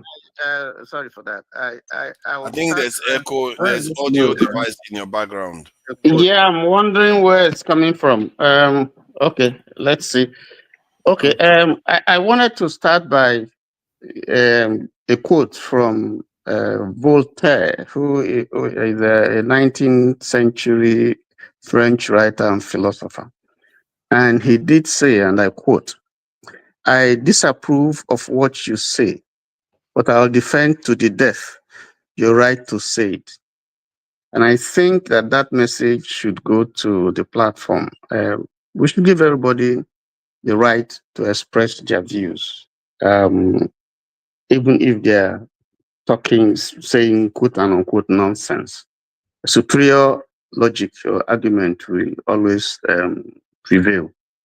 Now, that said, Wole Soyinka many years ago said, talking about Nigeria, said that this is a wasted generation. That was based on the thing that he is saying. But in spite of all the pessimisms that we have expressed and the challenges that we have seen, And I have various reservations about our country and the political system, the government and the people and so on and so forth. I still hold the view that Nigeria is a great country, endowed by God, richly endowed by God. And that the problem is that we have failed to utilize the resources that God has given to us for the benefit of the people. And so once we are able to address that problem, I think that Nigeria will be a world beater. So I would say that in spite of all the challenges, I see hope. And my encouragement to Nigerians is that we must rise beyond the habiliments of sentiments, ethnic jingoism, religious provincialism, and deal specifically with the problems that the country is facing. If we're able to do that, I see a new Nigeria where those of us who are outside will come back and what they call brain drain will become brain gain. That's how I feel. And I wish everybody, Merry Christmas and Happy New Year. Thank you. That's a very powerful message. Solid one. Thank you for that. And I do have an announcement to make regarding this in the channel of what's his name, Iroko Post. I think we've got 1,000 subscribers now. That is a milestone. We have to celebrate milestones wherever we find them. I wish that's what we have for Nigeria. This one is 1K. Iroko Post TV has got 1K subscribers, and it's official. It's got 1K subscribers. Thank you for all the Nigerians that went there to subscribe, to support the channel. And Dr. Damages will like that. They did ask for us to make it up to 1K, and at last it has made it up to 1K. While all these people are subscribing to Iroko Post, remember there is still also True Naija. Subscribe to True Naija's channel. We also have conversations there, and our conversations are a little bit more robust. We are not looking to go corporate. We tend to have more robust conversations on things there, and sometimes things that you will not hear here, you will hear there. Things that you hear there, you will not hear it here. It's just different shades, and you are always welcome to subscribe to True Naija, YouTube channel. You just search True Naija, you find it there. All right. So let me thank all the people for showing up and for subscribing to Iroko Post TV. Chope, thank you for joining us. All the great work you have been doing and helping to promote the channel. And you probably did help. This is Pastor. Pastor, please subscribe. I think Pastor must subscribe now. Tato, I see you there. Thank you for joining us, Tato. Biafra, Superstar Media, BSM. Thank you for joining us, Biafra Superstar. Boom Boom Ray, I see you there. Thank you for joining us, Boom Boom Ray. Thank you for the support. Let's see who else. McEnelly, I see you there, McEnelly. Thank you for all the support. Ezege Austin. Thank you for joining us. I've not seen this name before. Ezege Austin. Thank you for joining us. Fumio, as always. Is there anything Fumio supports me? I've not, the last time I heard her support me is very rare. Thank you for joining us, Fumio. I'm always talking rubbish. Let's see. Okay, that's in the media. Let's see who else is there that I've not named. Chuk, I see you there. Thank you for joining us. A for Real is also present in the chat. Who else is there? Kemri Bar. Thank you for joining us today, Kemri Bar. I hope you have a good week ahead. Let's see who else is there. Kemri Bar. Melvis Hems. I see you there. I see your support there too, Melvin Hems. Niger Patriot. I see you there. Quinty A. I see you there too. Thank you for joining us, Quinty A. And let me call out, Yam and Oil. Yam and Oil. Team Majek, I see you there too. And Team Majek, thank you for the donation. $2. Thank you for the donation, $2.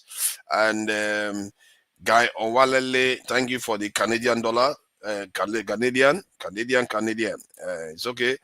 It's all good money. Another one from Madame Tope.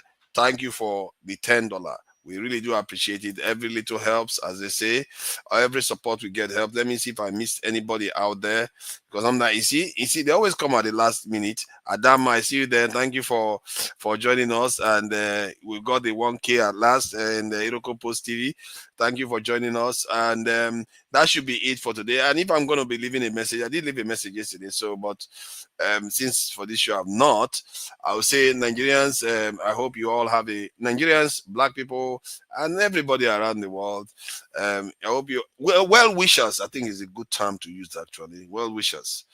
You should have a great week ahead and hold your head up and be unapologetic about whom we are, and don't be intimidated by any barriers in your way.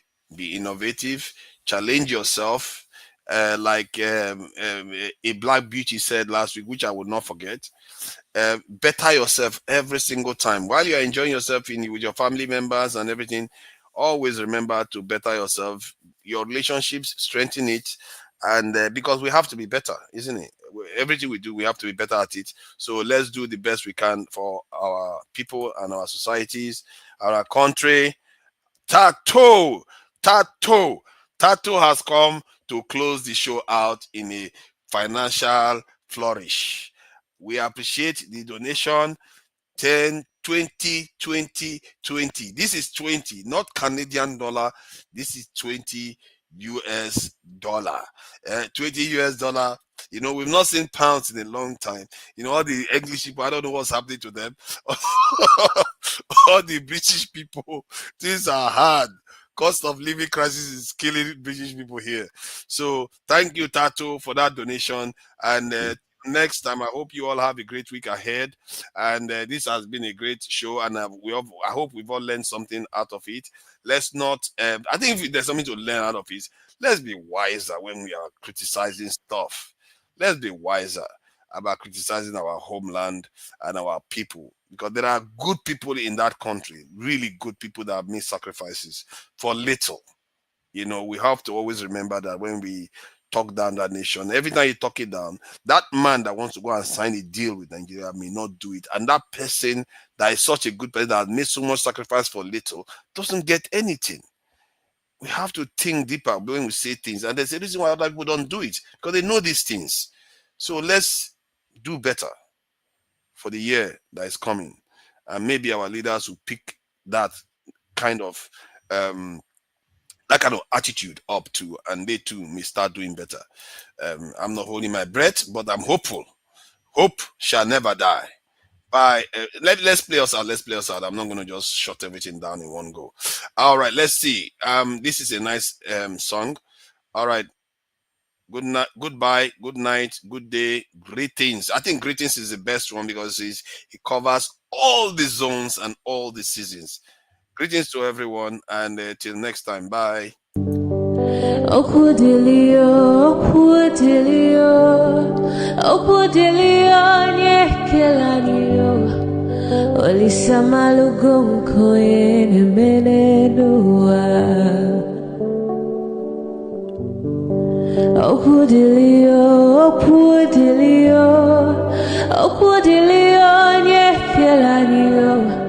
Chukuna malugo yo biadio cha